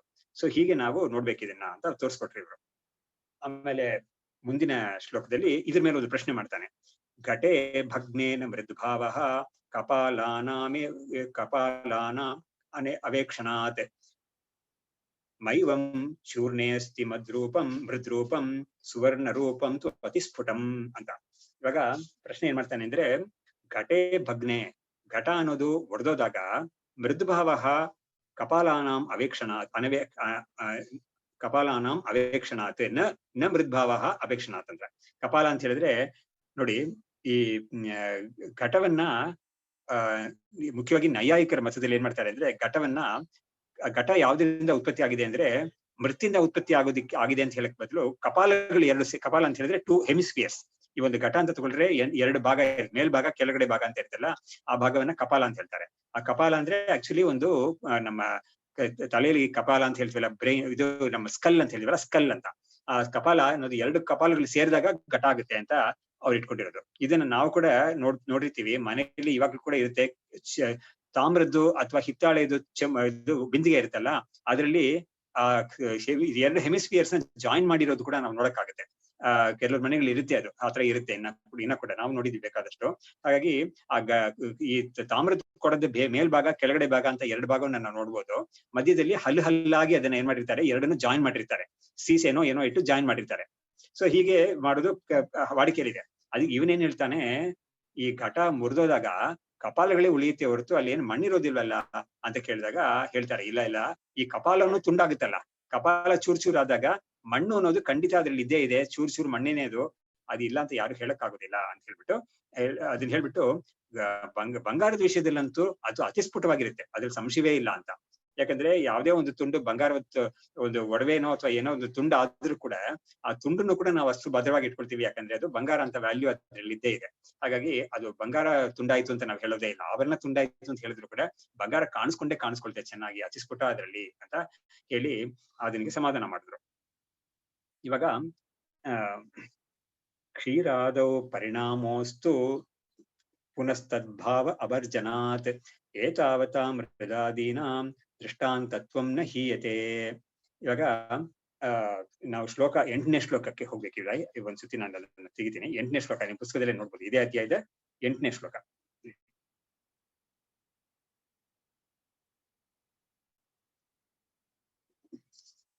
ಅವರು ಈ 3 ವಿಧವಾದ ವಾದ ಅಂತ ಹೇಳಿದ್ನಲ್ಲ, ಇವಾಗ ಈ ಕ್ಲಾಸ್ ಸ್ಟಾರ್ಟ್ ಮಾಡುವಾಗ ಅದನ್ನ ಹೇಳುವಾಗ ಅವ್ರು ಹೇಳಿದ್ರು ನೋಡಿ. 8ನೇ ಶ್ಲೋಕ ಹೇಗಿದೆ ಅಂದ್ರೆ, ಅವಸ್ಥಾಂತರ ತಾಪತ್ತಿ ಏಕಸ್ಯ ಪರಿಣಾಮಿತ ಸ್ಯಾತ್ ಕ್ಷೀರಂ ದಧಿ ಮೃತ್ಕುಂಭ ಸುವರ್ಣಂ ಕುಂಡಲಂ ಯಥಾ ಅಂತ 3 ಉದಾಹರಣೆ ಕೊಟ್ಟಿದ್ರು. ಅದನ್ನ ಇಲ್ಲಿ ರಿಕಾಲ್ ಮಾಡ್ತಾ ಇದ್ದಾರೆ ಈ 51ನೇ ಶ್ಲೋಕದಲ್ಲಿ. ಕ್ಷೀರಾದೌ ಪರಿಣಾಮೋಸ್ತು ಪುನಸ್ತದ್ಭಾವ ವರ್ಜನಾತ್. ಕ್ಷೀರಾದಿಗಳು, ಕ್ಷೀರ ಮತ್ತು ಮೃತ್ತು ಮಣ್ಣು ಮತ್ತು ಬಂಗಾರ ಇವುಗಳಲ್ಲಿ ಪರಿಣಾಮ ಅನ್ನೋದು ಇರ್ಲಿ. ಯಾಕಂದ್ರೆ ಪುನಃ ತದ್ಭಾವ ವರ್ಜನಾತ್, ಅದರಲ್ಲಿ ಮತ್ತೆ ಅದರಲ್ಲಿ ಆ ಒಂದು ಅದು ಆ ವಸ್ತು ಯಾವುದು ಅಂತ ಇದೆಯೋ ಆ ಕಾರ್ಯದಲ್ಲಿ ಅದು ಬಿಟ್ಟೋಗಿಲ್ಲ ಅನ್ನೋ ಕಾರಣದಲ್ಲಿ ಇರ್ಬೋದು. ಏತಾವತಾ ಮೃದಾದೀನಾಂ ದೃಷ್ಟಾಂತತ್ವಂ ನ ಹೀಯತೆ. ಈ ಕಾರಣದಿಂದ ಮೃತ್ತು ಮುಂತಾದ ದೃಷ್ಟಾಂತ ನಾವು ಕೊಟ್ವಲ್ಲ, ಮೃತ್ತು ಮತ್ತು ಸುವರ್ಣ, ಆ ದೃಷ್ಟಾಂತಕ್ಕೇನು ಅಡ್ಡಿ ಬರ್ಲಿಲ್ಲ ಅಂತ ಹೇಳ್ಬಿಟ್ಟು ತಿಳಿಸ್ತಾರೆ. ಏನ್ ತಿಳಿಸ್ತಾರೆ ಅಂದ್ರೆ ವ್ಯಾಖ್ಯಾನದಲ್ಲಿ ತಿಳಿಸ್ತಾರೆ ಇವರು. ಇದ್ರಲ್ಲಿ ಏನ್ ಅಭಿಪ್ರಾಯ ನಾವು ತಿಳ್ಕೊಬೇಕು ಅಂತ ಹೇಳಿದ್ರೆ, ಈ 3 ದೃಷ್ಟಾಂತ ಕೊಟ್ರಲ್ಲ, ಅದರಲ್ಲಿ how we have to differentiate ಅಂತ. ಇವಾಗ ಕ್ಷೀರದಲ್ಲಿ ಏನಾಗಿದೆ ಅಂತ ಹೇಳಿದ್ರೆ, ಮೊಸರಾದಾಗ ಹಾಲು ಅನ್ನೋ ಭಾವವನ್ನ ಬಿಟ್ಟು ಕೊಟ್ಟು ಮೊಸರಾಗಿದೆ ಅದು. ಯದ್ಯಪಿ ಮೊಸರಲ್ಲಿ ಸೂಕ್ಷ್ಮವಾಗಿ ಹಾಲು ಇರುತ್ತೆ ಅಂತ ಹೇಳಿದ್ರು ಕೂಡ, ಹಾಲು ಅನ್ನೋ ಭಾವವನ್ನ ನಾವು ಹೇಗೆ ಇದು ಮಣ್ಣಿನ ಘಟದಲ್ಲಿ ಮತ್ತು ಸುವರ್ಣದ ಆವರಣದಲ್ಲಿ ಹೇಗೆ ಮಣ್ಣನ್ನು ಸುವರ್ಣವನ್ನು ನೋಡ್ತೀವೋ, ಆತರ ಹಾಲಲ್ಲಿ ಅದನ್ನ ನೋಡಕ್ ಆಗ್ತಾ ಇಲ್ಲ ಅಲ್ಲಿ. ಹಾಗಾಗಿ ಈ 3 ದೃಷ್ಟಾಂತಗಳಲ್ಲೂ ಕೂಡ ಈ ತರ ನಾವು ಒಂದು ವಿವೇಕ ನಾವು ಮಾಡ್ಕೋಬೇಕು. ಅದೇನು ಅಂತ ಹೇಳಿದ್ರೆ, ಕ್ಷೀರಸ್ಯ ಪೂರ್ವರೂಪ ಪರಿತ್ಯಾಗ ಪುರಸ್ಸರಂ ಅವಸ್ಥಾಂತರಾಪತ್ತಿ ಅವಸ್ಥಾಂತರಾಪತ್ತಿ ಸದ್ಭಾವಾತ್ ಪರಿಣಾಮಿತ್ವಮೇವ. ಕ್ಷೀರದಲ್ಲಿ ಕೂಡ ಅದು ಪರಿಣಾಮನೇ ಖಂಡಿತ, ಅದಿಲ್ಲ ಅಂತಿಲ್ಲ. ಆದ್ರೆ ಅಲ್ಲಿ ಏನಾಗಿದೆ ಅಂದ್ರೆ, ಪೂರ್ವ ರೂಪ ಅದರ ಒಂದು ಹಿಂದಿನ ರೂಪವನ್ನ ಬಿಟ್ಕೊಟ್ಟು ಅದು ಮೊಸರಾಗುತ್ತೆ ಅಂತ. ಆದ್ರೆ ಮೃತ್ಸುವರ್ಣಯೋಸ್ತು ಅವಸ್ಥಾಂತರೋತ್ಪತ್ತಿ ಸದ್ಭಾವೇಪಿ ಪೂರ್ವರೂಪ ಪರಿತ್ಯಾಗ ಅಭಾವಾತ್ ವಿವರ್ತತಾಪಿ ಇತಿ. ಹಾಗಾಗಿ ಮೃತ್ಯು ಸುವರ್ಣ ಇದರಲ್ಲಿ ಏನಾಗಿದೆ ಅಂತ ಹೇಳಿದ್ರೆ, ಇದರಲ್ಲೂ ಕೂಡ ಒಂದು ಅವಸ್ಥಾಂತರ ಬಂದಿದೆ. ಮುಂಚೆ ಅದನ್ನ ನಾವು ಪಿಂಡ ಅಂತ ಕರಿತಾ ಇದೀವಿ, ಇವಾಗ ಅದನ್ನ ಒಂದು ಘಟ ಅಂತ ಕರಿತಾ ಇದೀವಿ. ಆತರ ಇದ್ರೂ ಕೂಡ ಈ ಪೂರ್ವ ರೂಪವಾದ ಪಿಂಡದಲ್ಲಿ ಯಾವುದೊಂದು ಮೃತ್ ಅಂತ ಇತ್ತೋ, ಆ ಮೃತ್ ಖಂಡಿತ ಈ ಘಟದಲ್ಲಿ ಕೂಡ ಕಂಟಿನ್ಯೂ ಆಗ್ತಾ ಇದೆ. ಅದೇ ತರ ಸುವರ್ಣ ಮಣಿ ಅಥವಾ ಸುವರ್ಣದೊಂದು ಗೋಲ್ಡ್ ಬಿಸ್ಕೆಟ್ ಅಥವಾ ಗೋಲ್ಡ್ ಬಾರ್ ಅಂತ ಹೇಳಿದ್ರೆ, ಅದರಿಂದ ಉತ್ಪತ್ತಿ ಆಗಿರೋ ಈ ಆಭರಣದಲ್ಲಿ ಚೈನ್ ಅಲ್ಲಿ ಕೂಡ ನಮಗೆ ಗೋಲ್ಡ್ ಅನ್ನೋದು ಕಾಣಿಸ್ತಾ ಇದೆ ಚೆನ್ನಾಗಿ. ಈ ಎರಡರಲ್ಲೂ ಕೂಡ ಈ ಕ್ಷೀರ ಅನ್ನೋದು ಮೊಸರಾಗೋದಿಕ್ಕೂ, ಈ ಸುವರ್ಣ ಮತ್ತು ಮಣ್ಣು ಅನ್ನೋದು ಘಟ ಮತ್ತು ಆಭರಣ ಆಗೋದಿಕ್ಕೂ ಏನ್ ವ್ಯತ್ಯಾಸ ಅಂತ ಹೇಳಿದ್ರೆ ಇಷ್ಟೇ ವ್ಯತ್ಯಾಸ. ಅದ್ರಲ್ಲಿ ಏನಾಗಿದೆ ಅಂತ ಹೇಳಿದ್ರೆ, ಕ್ಷೀರ ಮೊಸರಾದಾಗ ಕ್ಷೀರ ತನ್ನ ರೂಪವನ್ನು ಬಿಟ್ಟುಕೊಟ್ಟು ಇದು ಆತರ ಆಗಿದೆ. ಅದರಲ್ಲೂ ಕೂಡ ಒಂದು ಚೇಂಜ್ ಆಗಿದೆ, ಇದರಲ್ಲೂ ಕೂಡ ಒಂದು ಚೇಂಜ್ ಆಗಿದೆ. ಚೇಂಜ್ ಅನ್ನೋ ಅಂಶದಲ್ಲಿ ಈಗ ಒಂದು ಕಾಮನ್ ಫೀಚರ್, ಚೇಂಜ್ ಅನ್ನೋದು 3ಕ್ಕೂ ಕಾಮನ್ ಫೀಚರ್ ಇದೆ. ಆದ್ರೆ ಏನ್ ಡಿಫ್ರೆನ್ಶಿಯೇಟಿಂಗ್ ಫೀಚರ್ ಏನು ಅಂತ ಹೇಳಿದ್ರೆ, ಹಾಲು ಅನ್ನೋದು ಮೊಸರಾದಾಗ ಹಾಲು ರೂಪವನ್ನ ಬಿಟ್ಕೊಟ್ಟೆ ಅದು ಮೊಸರಾಗಿದೆ. ಅದನ್ನ ನಮ್ಗೆ ಹಾಲಾಗಿ ಮತ್ತೆ ಕಾಣಿಸ್ಕೊಳ್ತಾ ಇಲ್ಲ ಅದರಲ್ಲಿ ಮೊಸರಲ್ಲಿ. ಆದ್ರೆ ಇವೆರಡರಲ್ಲಿ ಇಲ್ಲ ಅಂತ ಹೇಳ್ಬಿಟ್ಟು ಆ ಸಮಾಧಾನ ಮಾಡ್ತಾ ಇದ್ದಾರೆ. ಹಾಗಾಗಿ ಇದರಲ್ಲಿ ಎರಡು ಇದೆ, ಪರಿಣಾಮನೂ ಇದೆ, ವಿವರ್ತನೂ ಇದೆ. ಯಾವ್ದ್ರಲ್ಲಿ? ಮಣ್ಣು ಮತ್ತು ಸುವರ್ಣದಲ್ಲಿ ಪರಿಣಾಮವಾದನೂ ಇದೆ, ವಿವರ್ತವಾದನೂ ಸೇರ್ಕೊಂಡಿದೆ. ಆದ್ರೆ ಅದರಲ್ಲಿ ಪರಿಣಾಮವಾದ ಮಾತ್ರ ಇದೆ, ವಿವರ್ತವಾದ ಇಲ್ಲ ಅದರಲ್ಲಿ ಅಂತ ಹೇಳ್ಬಿಟ್ಟು ಕ್ಷೀರ ಹಾಲು ಅನ್ನೋದು ಮೊಸರಾಗೋ ವಿಷಯದಲ್ಲಿ ಪರಿಣಾಮ ಮಾತ್ರ ಇದೆ. ಇದರಲ್ಲಿ ಪರಿಣಾಮನೂ ಇದೆ, ವಿವರ್ತನೂ ಇದೆ, ಎರಡೂ ಇದೆ ನೋಡು ಅಂತ ಆ ವ್ಯತ್ಯಾಸವನ್ನು ತೋರಿಸ್ಕೊಡ್ತಾ ಇದ್ದಾರೆ. ಹೀಗೆ ಇವ್ರು ಏನ್ ಮಾಡಿದ್ದಾರೆ, ಈ ವಿದ್ಯಾರ್ಥಿನಿಯರು ಪರಿಣಾಮವಾದಕ್ಕೆ ಹೇಳಿರೋ ಒಂದು ಪ್ರಸಿದ್ಧವಾಗಿ ಹೇಳಿರೋ ಒಂದು ಮೃತ್ ಅನ್ನೋದು ಘಟವಾಗಿ ಪರಿಣಾಮವಾಗುತ್ತೆ ಅನ್ನೋದನ್ನ ಒಪ್ಪಿ, ಆದ್ರೂ ಕೂಡ ಅದನ್ನ ಮೆತ್ತಿಗೆ ಈ ವಿವರ್ತವಾದಕ್ಕೆ ಅದನ್ನ ಜೋಡಿಸಿ ಜಸ್ಟಿಫೈ ಮಾಡ್ತಾ ಇದ್ದಾರೆ. ಆಮೇಲೆ ಮುಂದಕ್ಕೆ ಹೇಳ್ತಾ ಇದ್ದಾರೆ, ಈ ಎರಡಕ್ಕೂ ಇರೋ ವ್ಯತ್ಯಾಸವನ್ನ ಇವಾಗ ಎತ್ತಿ ತೋರಿಸ್ಬೇಕು ಅನ್ನೋ ಕಾರಣದಿಂದ ಅದನ್ನ ಒಂದು ಆರಂಭವಾದ ಅಂತ ಹೇಳ್ತಾರಲ್ಲ, ಅದನ್ನ ಅದರಲ್ಲಿರೋ ಡಿಫೆಕ್ಟ್ ನ ಇವ್ರು ಎತ್ತಿ ತೋರಿಸ್ತಾ ಇದ್ದಾರೆ. ಆರಂಭವಾದಿನಃ ಕಾರ್ಯೇ ಮೃದೋ ದ್ವೈಗುಣ್ಯ ಭಾಪತೇತ್ ರೂಪಸ್ಪರ್ಶಾದಯ ಪ್ರೋಕ್ತಾಃ ಕಾರ್ಯ ಕಾರಣಯೋ ಪೃಥಕ್. ಏನು ಅಂತ ಹೇಳಿದ್ರೆ, ಆರಂಭವಾದಿ ಅನ್ನೋದೇನೋ ಆ ನೂಲು ಅನ್ನೋದು ಬಟ್ಟೆ ಆಗುತ್ತೆ ಅಂತ ಹೇಳಿದ್ರಲ್ಲ, ಅವ್ರ ಕೇಸಲ್ಲಿ ಏನಾಗುತ್ತೆ ಅಂತ ಹೇಳಿದ್ರೆ, ಕಾರ್ಯ ಅನ್ನೋದು ಮುಂಚೆ ಇರ್ಲೇ ಇಲ್ಲ, ಕಾರಣ ಅನ್ನೋದು ಮಾತ್ರ ಇತ್ತು, ಹೊಸದಾಗಿ ಕಾರ್ಯ ಅಂತ ಉತ್ಪತ್ತಿ ಆಗಿದೆ ಅಂತ ಹೇಳುವಾಗ, ಕಾರ್ಯ ಹಾಗಾದ್ರೆ ಕಾರಣ ಮತ್ತು ಕಾರ್ಯಕ್ಕೆ ಎರಡಕ್ಕೂ ನೀವು ಹೇಗೆ ಡಿಫ್ರೆನ್ಶಿಯೇಟ್ ಮಾಡ್ತೀರಾ ಅಂತ ಹೇಳಿದ್ರೆ, ನೋಡು, ಈ ಕಾರ್ಯ ಅನ್ನೋದ್ರಲ್ಲಿ ಒಂದು ಹೊಸ ರೂಪ ಬಂದಿದೆ, ಆಮೇಲೆ ಹೊಸ ಸ್ಪರ್ಶ ಇತ್ಯಾದಿಗಳೆಲ್ಲ ಕಾಣಿಸ್ಕೊಳುತ್ತೆ ಅದರಲ್ಲಿ. ಅದು ಎರಡೂ ಅದ್ರಲ್ಲಿ ಸೇರ್ಕೊಂಡಿದೆ, ಎರಡು ಕೂಡ ಅದ್ರಲ್ಲಿ ಎಕ್ಸ್ಟ್ರಾ ಇದೆ, ಮುಂಚೆ ಅದಿರ್ಲಿಲ್ಲ ಅಂತ ಹೇಳಿ ಅವರು ಒಂದು ಉಪಪಾದನೆ ಮಾಡ್ತಾರೆ. ಅದನ್ನ ಇವರು ಡಿಫೆಕ್ಟ್ ಅಂತ ತೋರಿಸ್ತಾ ಇದ್ದಾರೆ. ಆರಂಭವಾದಿನಃ ಕಾರ್ಯೇ ಮೃದಃ ದ್ವೈಗುಣ್ಯಂ ಆಪತೇತೆ. ಮೃತ್ ಅನ್ನೋದನ್ನ ಅವರು ಹೇಗೆ ಒಂದು ವೇಳೆ ಅವರು ಮೃತ್ ಅನ್ನೋದು ಘಟವಾಗಿ ಆಗುತ್ತೆ ಅಂತ ಹೇಳುವಾಗ, ಘಟ ಅನ್ನೋದು ಮುಂಚೆ ಇರ್ಲೇ ಇಲ್ಲ, ಮಣ್ಣು ಅನ್ನೋದ್ರಿಂದ ಒಂದು ಘಟ ಅಂತ ಉತ್ಪತ್ತಿ ಆಗಿದೆ ಅಂತ ಹೇಳುವಾಗ ಅವ್ರು ಏನ್ ಹೇಳ್ತಾರೆ ಅಂತ ಹೇಳಿದ್ರೆ, ಈ ಮೃತ್ ಅನ್ನೋದ್ರಲ್ಲಿ ಇಲ್ಲದೆ ಇರೋ ಘಟದಲ್ಲಿ ಇರೋ ಕೆಲವು ವಿಷಯಗಳು ಮೃತ್ತಲ್ಲಿ ಇಲ್ಲ ಅನ್ನೋದನ್ನ ಅವರು ತೋರಿಸ್ತಾರೆ. ಏನ್ ಹೇಳ್ತಾರೆ ಅಂದ್ರೆ, ನೋಡು, ಇವಾಗ ಘಟ ಅಂತ ಒಂದು ರೂಪ ಇದೆ ಇದಕ್ಕೆ, ಆಮೇಲೆ ಸ್ಪರ್ಶಾದಯ ಅಂತ ಸ್ಪರ್ಶಾದಿಗಳೆಲ್ಲ ಕೂಡ ಹೊಸದಾಗಿದೆ ಇದಕ್ಕೆ. ಹಾಗಾಗಿ ಅದು ಎರಡನ್ನೂ ಕೂಡ ಹೇಳ್ತಾ ಇದೀರಲ್ಲ, ಅವಾಗ ಏನಾಯ್ತು, ಈ ಎರಡು ಕೂಡ ಏನಾಗಿದೆ, ಕಾರ್ಯದಲ್ಲಿ ಕಾರಣಕ್ಕೆ ಎರಡು ಕೂಡ ಬೇರೆ ಬೇರೆ ಅಂತ ಹೇಳುವಾಗ ನಿಮ್ಗೆ ಏನು ಹೇಳ್ಬೇಕಾಗುತ್ತೆ, ಈ ಕಾರ್ಯ ಅಂತ ಬಂದ್ಮೇಲೆ ಆ ಸ್ಪರ್ಶಾದಿಗಳು ರೂಪ ಅದೆಲ್ಲ ಕೂಡ ಇದಕ್ಕೆ ಎಕ್ಸ್ಟ್ರಾ ಇದೆ ಅಂತ ಹೇಳ್ಬೇಕಾಗುತ್ತೆ ನೀವು. ಅವಾಗ ಏನಾಯ್ತು, ಇದಕ್ಕೆ ಡಬಲ್ ಇದು ಡಬಲ್ ಕಾಂಪೋಸಿಷನ್ಸ್ ಇದಕ್ಕೆ ಇದೆ ಅಂತ ಹೇಳ್ಬೇಕಾಗುತ್ತೆ. ಕಾರಣದಲ್ಲಿ ಇಲ್ದೇ ಇರೋ ಕೆಲವೆಲ್ಲ ಇದಕ್ಕೆ ಕಾಣಿಸುತ್ತೆ ಅಂತ ಹೇಳಿದಾಗ ಏನಾಯ್ತು, ಇದಕ್ಕೆ ಒಂದು ಎಕ್ಸ್ಟ್ರಾ ಇದಕ್ಕೆಲ್ಲ ಸೇರ್ಕೊಂಡಿದೆ ಅಂತ ಹೇಳ್ಬಿಟ್ಟು ಅದರಲ್ಲಿ ಒಂದು ದ್ವೈಗುಣ್ಯ, ಒಂದು ಡಬಲ್ ಅಪ್ ಆಗಿದೆ ಅದು ಅಂತ ಹೇಳ್ತಾರೆ. ಅದನ್ನ ಇವರು ಇದವಾಗಿ ತೋರಿಸ್ತಾರೆ. ತಥಾಚ ಸತಿ ಗುರುತ್ವಾದಿ ದ್ವೈಗುಣ್ಯ ಗುರುತ್ವಾದಿ ದ್ವೈಗುಣ್ಯಂ ಅಪಿ ಆಪದ್ಯೇತ ಇದು ಭಾವಃ. ಅವಾಗ ಏನಾಯ್ತು ಅಂತ ಹೇಳಿದ್ರೆ ಅದ್ರ ವೆಯ್ಟು ಇನ್ಕ್ರೀಸ್ ಆಗ್ಬೇಕಾಗುತ್ತೆ. ನೀವು ಹೇಳ್ತೀರಾ, ನೀವೇನೋ ಇನ್ಕ್ರೀಸ್ ಆಗಿದೆ, ಇದಕ್ಕೆ ಏನೋ ಹೊಸದಾಗಿ ಇದಕ್ಕೆ ಆಡ್ ಆಗಿದೆ ಅಂತ ಹೇಳಿದ್ರೆ, then you will have to accept that there is some weight also which has increased than what it was before. ಅಂದ್ರೆ ಮುಂಚೆ ಮಣ್ಣಲ್ಲಿ 10 ಗ್ರಾಮ್ ಇತ್ತು ಹೇಳ್ತಿದ್ರೆ 10 ಗ್ರಾಮ್ ಅಲ್ಲಿ ಒಂದು ಮಡಿಕೆ ಮಾಡಿದಾನೆ ಅಂತ ಹೇಳಿದ್ರೆ, ಮಡಿಕೆಗೆ ಬಂದ್ಬಿಟ್ಟು ನೀವು ಹೊಸ ರೂಪ ಆಮೇಲೆ ಹೊಸ ಸ್ಪರ್ಶ ಅದೆಲ್ಲ ಇದೆ ಅಂತ ಹೇಳಿದಾಗ ಏನಾಗುತ್ತೆ, ಇದಕ್ಕೆ ವೆಯ್ಟ್ ಕೂಡ ನೀವು ಜಾಸ್ತಿ ಇದೆ ಅಂತ ಹೇಳ್ಬೇಕಾಗತ್ತೆ ಅಂತ ಹೇಳ್ಬಿಟ್ಟು ಯಾತಕ್ಕೆ ಇದು ಅಂತ ಕೇಳಿದಾಗ ಹೇಳ್ತಾ ಇದ್ದಾರೆ, ರೂಪಾದಿನಾಂ ಗುಣಾನಾಂ ಕಾರ್ಯಕಾರಣಯೋ ಭೇದಸ್ಯ ತೈರೇವ ಅಂಗೀಕೃತತ್ವಾದಿ ಭಾವಃ. ಹಾಗಾಗಿ ರೂಪಗಳು ಮತ್ತು ಗುಣಗಳು ಇದೆಲ್ಲ ಕಾರ್ಯಕ್ಕೂ ಕಾರಣಕ್ಕೂ ಎರಡಕ್ಕೂ ಬೇರೆ ಬೇರೆ ಅಂತ ಅವರೇ ಒಪ್ಕೊಂಡಿರೋದ್ರಿಂದ ಅವ್ರ ವಿಷಯದಲ್ಲಿ ಈ ತರ ಒಂದು ಆಪತ್ತಿ ಬರುತ್ತೆ ಅಂತ ಹೇಳ್ಬಿಟ್ಟು ಅದನ್ನ ಹೇಳಿ ಮುಂದಕ್ಕೆ ಒಂದು ತುಂಬಾ ಮುಖ್ಯವಾದ ಒಂದು ವಿಷಯ ಹೇಳ್ತಾ ಇದ್ದಾರೆ ಮುಂದಿನ ಶ್ಲೋಕದಲ್ಲಿ. ಮೃತ್ಸುವರ್ಣಮಯಶ್ಚೇತಿ ದೃಷ್ಟಾಂತತ್ರಯ ಮಾರುಣಿಹಿ. ಮೃತ್ ಸುವರ್ಣಂ ಅಯಶ್ಚೇತಿ, ಅದರ ಓದ್ಬೇಕು ನಾವು. ಮೃತ್ ಸುವರ್ಣ ಸುವರ್ಣಂ ಅಯಹ ಅಂದ್ರೆ ಕಬ್ಬಿಣ. ಇದು ಮೂರನ್ನು ಕೂಡ ದೃಷ್ಟಾಂತತ್ರಯಂ ಆರುಣಿಹಿ ಪ್ರಾಹಾತೋ ವಾಸಯೇತ್ ಕಾರ್ಯಾನೃತತ್ವಂ ಸರ್ವ ವಸ್ತುಷು. ಇದು ಉಪದೇಶ ನಮಗೆ. ಈ 53ನೇ ಶ್ಲೋಕ ಇದೆಯಲ್ಲ, ಅದೇ ನಮಗೆ what is the take home ಅಂತ ಹೇಳ್ತಾರಲ್ಲ, what you take home from the lesson today ಅಂತ ಕೇಳಿದ್ರೆ, this is the take home for us. ಏನಿದು,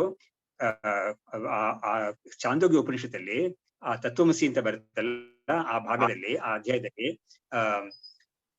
ಉದ್ದಾಲಕ ಅನ್ನೋ ತಂದೆ ಋಷಿಯವರು ಅವ್ರು ತನ್ನ ಮಗನಿಗೆ, ಶ್ವೇತಕೇತು ಅನ್ನೋ ಮಗನಿಗೆ ಉಪದೇಶ ಮಾಡ್ತಾ ಇದ್ದಾರೆ. ಏನ್ ತೋರಿಸ್ಕೊಡ್ತಾ ಇದೆ ಅಂದ್ರೆ, ಮೃತ್ ಸುವರ್ಣ ಆಮೇಲೆ ಕಬ್ಬಿಣ, ಈ 3 ಉದಾಹರಣೆಗಳು ಕೊಟ್ಟು ಅವರು ಒಂದು ಸತ್ಯವನ್ನ ಒಂದು ದೊಡ್ಡ ಒಂದು ತತ್ವವನ್ನ ಅವನಿಗೆ ತಿಳಿಸ್ತಾ ಇದ್ದಾರೆ. ಅವಾಗ ಇದರಿಂದ ನಾವೇನ್ ಮಾಡ್ಬೇಕು ಅಂತ ಹೇಳಿದ್ರೆ, ವಾಸಯೇತ್ ಕಾರ್ಯ ಅನೃತತ್ವಂ ಸರ್ವ ವಸ್ತುಷು. ಎಲ್ಲಾ ವಸ್ತುಗಳಲ್ಲೂ ಕೂಡ, ಅಂದ್ರೆ ಪ್ರಪಂಚದಲ್ಲಿರೋ ಎಲ್ಲಾ ವಸ್ತುಗಳಲ್ಲೂ ಕೂಡ ನಾವು ಕಾರ್ಯ ಅದು ಪ್ರಪಂಚಕ್ಕೆ ಕಾರಣ ಬ್ರಹ್ಮದಿಂದ ಪ್ರಪಂಚ ಅನ್ನೋದು ಉತ್ಪತ್ತಿ ಬಂದಿ ತೋರ್ಕೊಳ್ತಾ ಇದೆ. ಹಾಗಾಗಿ ತೋರ್ಕೊಳ್ತಾ ಇರೋ ಈ ಕಾರ್ಯವಾಗಿರೋ ಪ್ರಪಂಚದಲ್ಲಿ ಎಲ್ಲವೂ ಕೂಡ ಅನೃತವೇ. ಅದು ಸತ್ಯ ಅನ್ನೋದು ಬ್ರಹ್ಮ ಮಾತ್ರನೇ ಅಂತ ನಾವು ವಾಸಿಯತ್ ಅಂತ ಹೇಳಿದ್ರೆ ಅಭ್ಯಾಸ ಮಾಡಿ ನಾವು ತೀರ್ಮಾನ ಮಾಡ್ಕೋಬೇಕು ಚೆನ್ನಾಗಿ ಅಂತ ಹೇಳ್ತಾರೆ. ಇದಕ್ಕೆ ಅವ್ರು ಏನ್ ಉದಾಹರಣೆ 3 ಕೊಟ್ರು ಅಂತ ಹೇಳಿದ್ರೆ, ಮಣ್ಣು ಅಂತ ಒಂದು ಪಿಂಡವನ್ನ ಮೊದಲು, ಈ ಪಿಂಡ ಅಂತ ಹೇಳಿದ್ರೆ ಕಲಸಿಟ್ಟಿರ್ತಾನಲ್ಲ, ನಾವು ಚಪಾತಿ ಮಾಡಕ್ಕೆ ಮುಂಚೆ ನಾವು ಹಿಟ್ಟು ಕಲಸಿಟ್ಟಿರ್ತೀವಲ್ಲ, ಅದೇ ಪಿಂಡ ಅಂತ ಹೇಳೋದು. ಮೃತ್ ಪಿಂಡವನ್ನ ಮೊದಲು ಮಾಡ್ಕೊಳ್ತಾನೆ, ಆಮೇಲೆ ಅದರಿಂದ ಘಟಾದಿಗಳೆಲ್ಲ ಅವನು ತಯಾರು ಮಾಡ್ತಾನೆ, ಯಾರು ಕುಂಬಾರ. ಸೊ ಹಾಗಾಗಿ ಕುಂಬಾರನಿಗೆ ಘಟಾದಿಗಳಿಗೆಲ್ಲ ಇಮಿಡಿಯೇಟ್ ಕಾಸ್ ಯಾವುದು ಅಂತ ಹೇಳಿದ್ರೆ ಈ ಪಿಂಡ. ಸೊ ಪಿಂಡವನ್ನ ನೋಡಿ ನಾವು ಫಸ್ಟ್ ಪಿಂಡ ಅನ್ನೋದು ಖಂಡಿತ ಮಣ್ಣೇನೆ ಅಂತ ತೀರ್ಮಾನ ಮಾಡ್ಕೊಂಡ್ಮೇಲೆ, ಆ ಪಿಂಡದಿಂದ ಉತ್ಪತ್ತಿ ಆಗಿರೋ ಎಲ್ಲಾ ವಸ್ತುಗಳು ಕೂಡ ವಾಸ್ತವವಾಗಿ ಮಣ್ಣೇನೆ ಅಂತ ನಮಗೆ ತೀರ್ಮಾನ ಮಾಡ್ಕೊಳ್ತೀವಿ. ಅದೇ ತರ ಬಂಗಾರದಲ್ಲೂ ಕೂಡ ಈ ಬಂಗಾರದಲ್ಲಿ ಆಭರಣ ಮಾಡಕ್ ಮುಂಚೆ ಅವನು ರಿಸರ್ವ್ ಬ್ಯಾಂಕ್ ಇಂದಾನೋ ಎಲ್ಲಿಂದಾನೋ ತಂದಿರ್ತಾನೆ, ಯಾವ್ದೋ ಬಿಸ್ಕೆಟ್ ಅಂತಾನೋ ಬಾರ್ ಅಂತಾನೋ ಯಾವ್ದೋ ತಂದಿರ್ತಾನೆ ಗೋಲ್ಡ್. ಅದರಿಂದ ಅವನ್ ಏನ್ ಮಾಡ್ತಾನೆ, ಅದಕ್ಕೆ ಒಂದು ಪ್ರೋಸೆಸ್ ಇಟ್ಕೊಂಡಿರ್ತಾನೆ, ಅದನ್ನ ಕರಗಿಸಿ ಅದು ಕಟ್ ಮಾಡಿ ಕರಗಿಸಿ ಎಲ್ಲ ಮಾಡಿ ಅದರಿಂದ ಆಭರಣ ಮಾಡ್ತಾನೆ. ಸೊ ಹಾಗಾಗಿ ಈ ಆಭರಣ ಮಾಡಕ್ ಮುಂಚೆ ಅದು ಗೋಲ್ಡ್ ಅಂತಾನೆ ನಾವು ಹೇಳಿದ್ವಿ ಅದನ್ನ, ಆ ಪಿಂಡನ ಬಾರ್ನ ಅಥವಾ ಬಿಸ್ಕೆಟ್ನ. ಇವಾಗ ಅದರಿಂದ ಉತ್ಪತ್ತಿ ಆಗಿರೋ ಈ ಆಭರಣಗಳೆಲ್ಲ ಕೂಡ ವಾಸ್ತವವಾಗಿ ಗೋಲ್ಡ್ ಮಾತ್ರನೇ. ಆದ್ರೆ ಆ ಆಭರಣಕ್ಕೆ ಒಂದು ಹೆಸರು ಕೊಟ್ಟಿದ್ದೀವಿ ಮತ್ತು ರೂಪ ಕೊಟ್ಟಿದ್ದೀವಲ್ಲ, ಅದು ಮಾತ್ರ ಮಿಥ್ಯಾ ಅಂತ ನಾವು ಅಲ್ಲಿ ಆ ಮಂತ್ರದಲ್ಲೇ ತಿಳಿಸ್ತಾರೆ ಅದನ್ನ.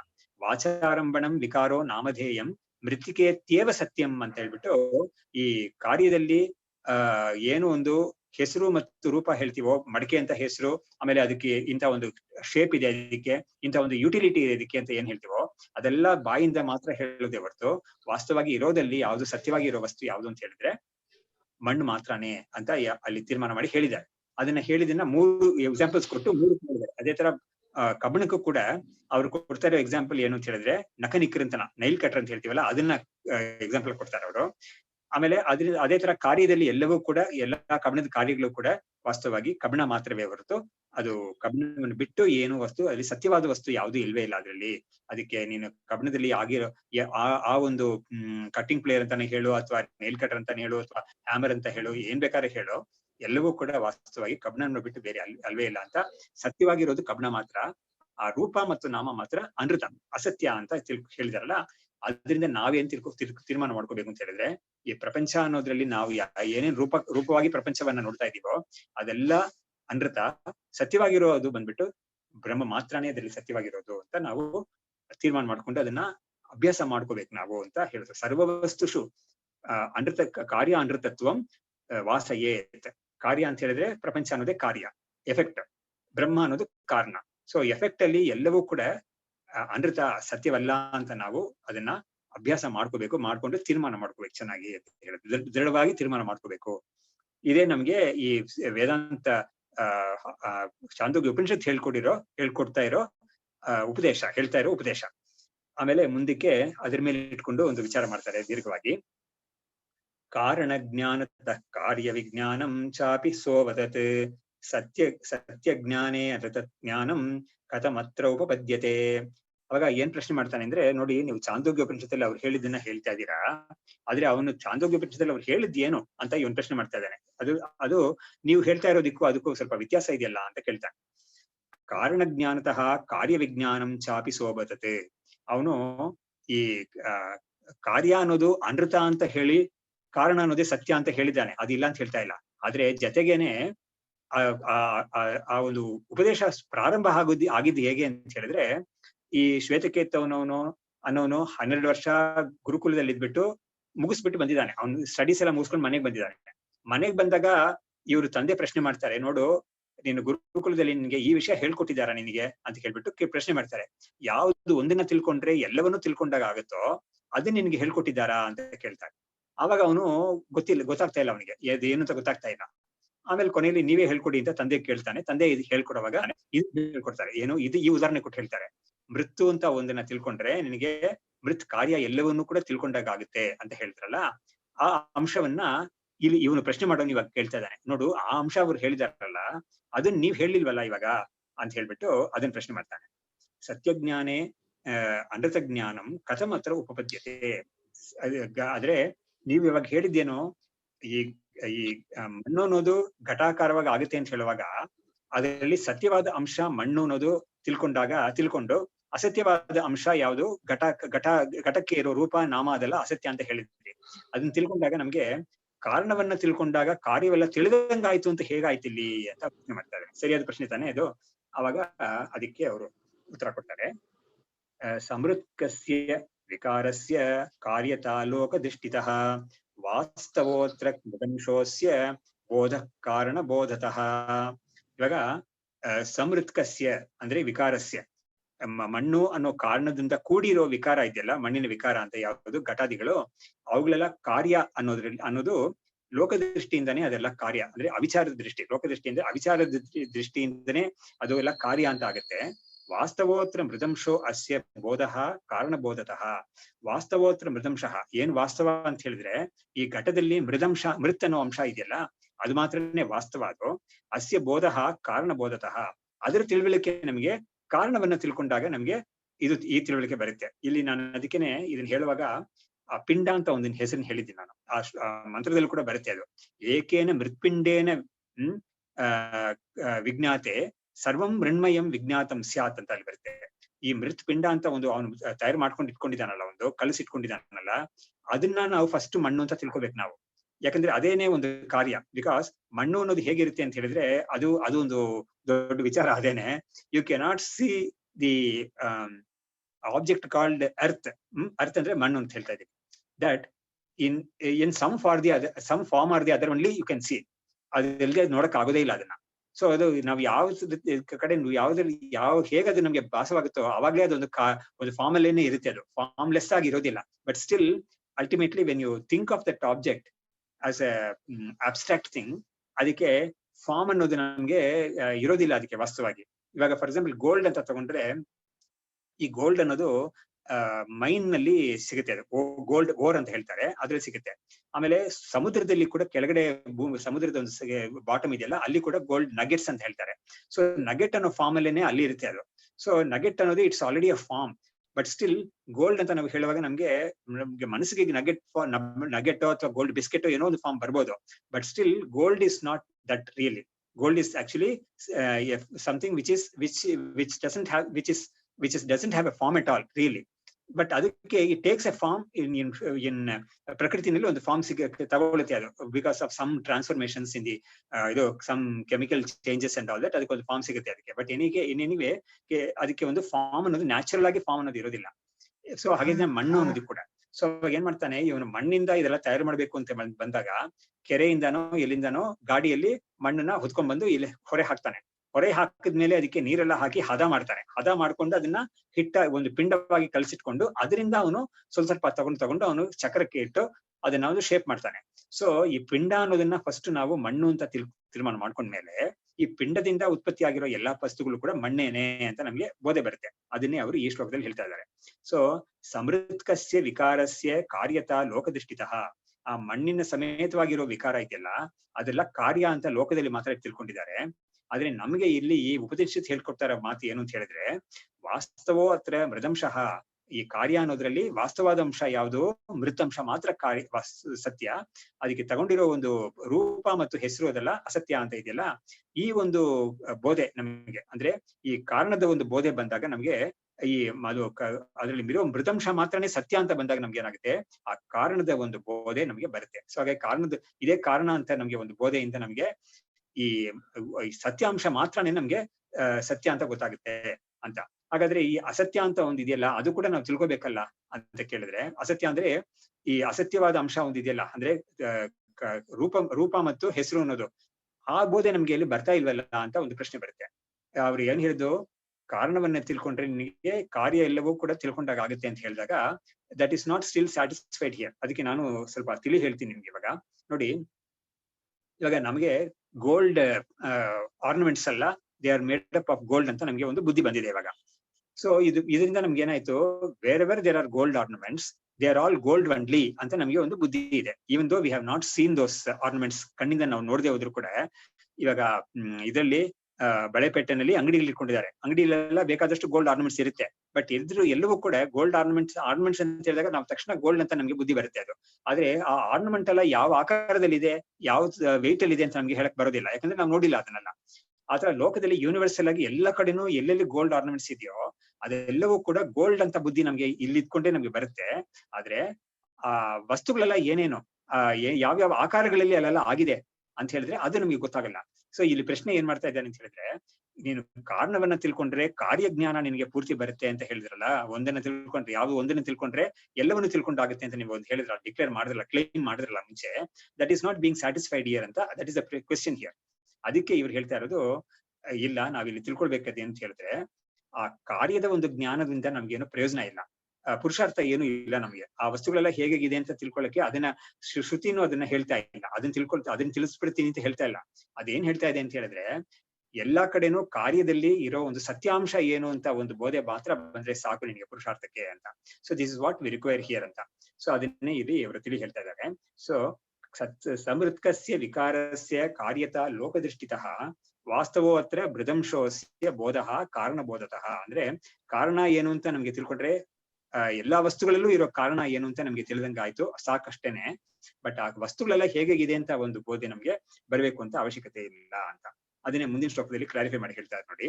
ಅನೃತಾಂಶೋ ನ ಬೋದ್ಧವ್ಯ ಅನುಪಯೋಗತಃ ತತ್ವಜ್ಞಾನಂ ಪುಮರ್ಥಂ ಸ್ಯಾತ್ ನ ಅನೃತಾಂಶಾವಬೋಧನಂ ಅಂತ.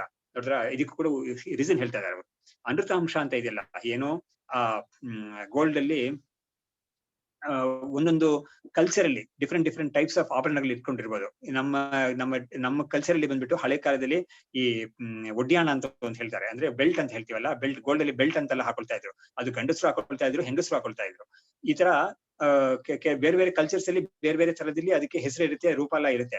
ಎಷ್ಟೋ ಕಂಟ್ರೀಸ್ ಅಲ್ಲಿ ಬೇರೆ ಬೇರೆ ತರ ಇರುತ್ತೆ. ಬಟ್ ಏನೇ ಇದ್ರೂ ಕೂಡ ನಾವು ಇಲ್ಲಿ ಕೂತ್ಕೊಂಡು ಎಲ್ಲಾ ಕಡೆನೂ ಇರೋ ಗೋಲ್ಡ್ ಆರ್ನಮೆಂಟ್ಸ್ ಎಲ್ಲವೂ ಗೋಲ್ಡ್ ಮಾತ್ರನೇ ಅಂತ ನಮ್ಗೆ ತಿಳುವಳಿಕೆ ಇರುತ್ತೆ. ಅಷ್ಟು ಸಾಕು ನಿನಗೆ, ತತ್ವಜ್ಞಾನಕ್ಕೆ ಅಷ್ಟು ಸಾಕು. ಬಟ್ ಏನೇನ್ ಆಕಾರಗಳಲ್ಲಿ ಅವುಗಳೆಲ್ಲ ಆಗಿದೆ ಅಂತ ಒಂದು ಜ್ಞಾನ ನಮ್ಗೆ ಬೇಕಿಲ್ಲ. ಯಾಕಂದ್ರೆ ಅದು ಅನೃತಾಂಶ. ಸುಳ್ಳನ್ನ ಸುಳ್ಳು ಹೀಗಿದೆ, ಇಷ್ಟೆಷ್ಟು ಪ್ರಕಾರದಲ್ಲಿ ಸುಳ್ಳಿದೆ ಅಂತ ತಿಳ್ಕೊಂಡು ನಿನ್ಗೆ ಏನ್ ಆಗ್ಬೇಕು ನಿನ್ಗೆ ಅಂತ ಇವರು ಪ್ರಶ್ನೆ ಮಾಡ್ತಾರೆ. ಸೊ ನಿನಗೆ ಪುರುಷಾರ್ಥಕ್ಕೆ ನಿನ್ಗೆ ಬೇಕಾಗಿರೋದು ಕಾರಣ ಅಂಶ, ಸತ್ಯ ಅಂಶ ಮಾತ್ರ ನಿನಗೆ ಪುರುಷಾರ್ಥಕ್ಕೆ ಬೇಕಾಗಿರೋದು.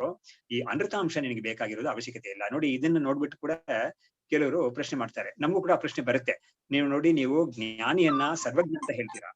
ಸರ್ವಜ್ಞ ಅಂತ ಹೇಳಿದ್ಮೇಲೆ ಅವರಿಗೆ ಜ್ಞಾನಿ should have all knowledge. Mute ಮಾಡ್ಕೊಬೇಕು, ದಯವಿಟ್ಟು ಸ್ವಲ್ಪ ಮ್ಯೂಟ್ ಮಾಡ್ಕೊಳ್ಳಿ. ಯಾರೋ ಒಬ್ರು ಶಬ್ದ ಬರ್ತಾ ಇದೆ. ಓಕೆ. ಸೊ ಇಲ್ಲಿ ಈ ಜ್ಞಾನಿಗೆ ಅವರಿಗೆ ಕಂಪ್ಯೂಟರ್ ಜ್ಞಾನ ಗೊತ್ತಿದ್ಯಾ ಅವ್ರಿಗೆ, ಅಥವಾ ಚೈನೀಸ್ ನಾಲೆಜ್ ಇದೆಯಾ ಅವ್ರಿಗೆ, ಅಥವಾ ಏರೋಪ್ಲೇನ್ ಹೇಗ್ ಮಾಡ್ಬೇಕು ಅಂತ ಗೊತ್ತಿದ್ಯಾ ಅವ್ರಿಗೆ? ಈ ಪ್ರಶ್ನೆ ಎಲ್ಲ ಕೇಳ್ಬಿಟ್ಟು ಅವ್ರು ಸರ್ವಜ್ಞ ಅಂತ ಹೇಗ್ ಹೇಳ್ತೀರಾ ನೀವು ಅಂತ ಪ್ರಶ್ನೆ ಮಾಡ್ತಾರೆ. That is not what is intended also by that word. So ಅಲ್ಲಿ ಹೇಳೋದು ಏನು ಅಂತ ಹೇಳಿದ್ರೆ, ಸರ್ವಕ್ಕೂ ಮೂಲಭೂತವಾಗಿರೋ ವಸ್ತು ಏನು ಅನ್ನೋದ್ರ ಜ್ಞಾನ ಇದೆ ಹೊರತು ಆ ಪ್ರಕಾರಗಳೆಲ್ಲ ಏನೇನಿದೆ ಅಂತ ಆ ಜ್ಞಾನ ಇದೆ ಅಂತ ಯಾರು ಕ್ಲೇಮ್ ಮಾಡ್ತಾನೆ ಇಲ್ಲ. ಸೊ ಅದೇ ತರ ಇಲ್ಲೂ ಕೂಡ this is what it is ಅಂತ ಇವರು ತೋರಿಸ್ಕೊಡ್ತಾರೆ. ಸೊ ಇಲ್ಲಿ ನಾವು ನಿಲ್ಲಿಸಿರೋಣ. ನಾವು ಇದಕ್ಕೆ ಈ 56ನೇ ಶ್ಲೋಕದಲ್ಲಿ ನಿಲ್ಲಿಸ್ಬಿಟ್ಟು ಮುಂದಕ್ಕೆ ನಾವು ನೆಕ್ಸ್ಟ್ ಕ್ಲಾಸ್ ಅಲ್ಲಿ ತಗೊಳ್ಳೋಣ. ಇಲ್ಲಿ ಶ್ಲೋಕ ಅಲ್ಲೇ ಹೇಳ್ಬೇಡ.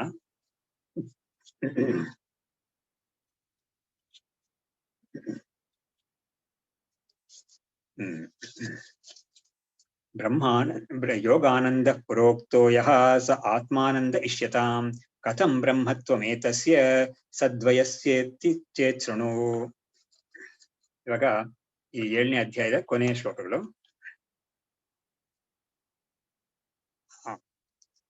ಕೃತಕೃತ್ಯತೆಯ ತೃಪ್ತಃ ಪ್ರಾಪ್ಯತೆಯ ಪುನಃ ತೃಪ್ಯನ್ನೇವಂ ಸ್ವಮನಸಾ ಮನ್ಯತೆ ಸೌ ನಿರಂತರಂ. ಧನ್ಯೋಹಂ ನಿತ್ಯಂ ಸ್ವಾತ್ಮಾನಮಂಜಸಾ ವೇದ್ಮಿ. ಧನ್ಯೋಹಂ ಬ್ರಹ್ಮಾನಂದೋ ವಿಭಾತಿ ಮೇ ಸ್ಪಷ್ಟಂ. ಧನ್ಯೋಹಂ ದುಃಖಂ ಸಾಂಸಾರಿಕಂ ನ ವೀಕ್ಷ್ಯದ್ಯ. ಧನ್ಯೋಹಂ ಸ್ವಸ್ಯ ಅಜ್ಞಾನಂ ಪಲಾಯಿತಂ ಕ್ವಾಪಿ. ಧನ್ಯೋಹಂ ಕರ್ತವ್ಯಂ ಮೇ ನ ವಿದ್ಯತೆ ಕಿಂಚಿತ್. ಧನ್ಯೋಹಂ ಪ್ರಾಪ್ತವ್ಯಂ ಸರ್ವಮದ್ಯ ಸಂಪನ್ನಂ. ಧನ್ಯೋಹಂ ತೃಪ್ತೇರ್ಮೇ ಕೋಪಮಾ ಭವೇಲ್ಲೋಕೆ. ಧನ್ಯೋಹಂ ಧನ್ಯಃ ಪುನಃ ಪುನರ್ಧನ್ಯಃ. ಅಹೋ ಪುಣ್ಯಂ ಫಲಿತಂ ದೃಢಂ. ಅಸ್ಯ ಪುಣ್ಯಸ್ಯ ಸಂಪತ್ತೇಃ ಅಹೋ ವಯಂ. ಅಹೋ ಶಾಸ್ತ್ರಂ ಅಹೋ ಗುರುಃ. ಅಹೋ ಜ್ಞಾನಂ ಅಹೋ ಸುಖಂ. ತೃಪ್ತಿದೀಪಮಿಮಂ ನಿತ್ಯಂ ಯೇನ ಸಂದಧತೆ ಬುಧಾಃ. ಬ್ರಹ್ಮಾನಂದೇ ನಿಮಜ್ಜಂತಃ ತೇ ತೃಪ್ಯಂತಿ ನಿರಂತರಂ. ನಮಃ ಶ್ರೀ ಶಂಕರಾನಂದ ಗುರುಪಾದಾಂಬುಜನ್ಮನೆ ಸವಿಲಾಸ ಮಹಾಮೋಹ ಗ್ರಾಸೈಕ ಕರ್ಮಣೆ. ತತ್ಪಾದಾಂಬುರುಹದ್ವಂದ್ವ ಸೇವಾ ನಿರ್ಮಲ ಚೇತಸಾಂ. ಸುಖಬೋಧಾಯ ತತ್ವಸ್ಯ ವಿವೇಕೋಯಂ ವಿಧೀಯತೆ. ಶ್ರುತಿಸ್ಮೃತಿ ಪುರಾಣಾನಾಂ ಆಲಯಂ ಕರುಣಾಲಯಂ. ನಮಾಮಿ ಭಗವತ್ಪಾದಂ ಶಂಕರಂ ಲೋಕಶಂಕರಂ. ವಿದ್ಯಾವಿನಯ ಸಂಪನ್ನಂ ವೀತರಾಗಂ ವಿವೇಕಿನಂ. ವಂದೇ ವೇದಾಂತ ತತ್ವಜ್ಞಂ ವಿದುಷೇಖರ ಭಾರತೀಂ. ಓಂ ತತ್ಸತ್.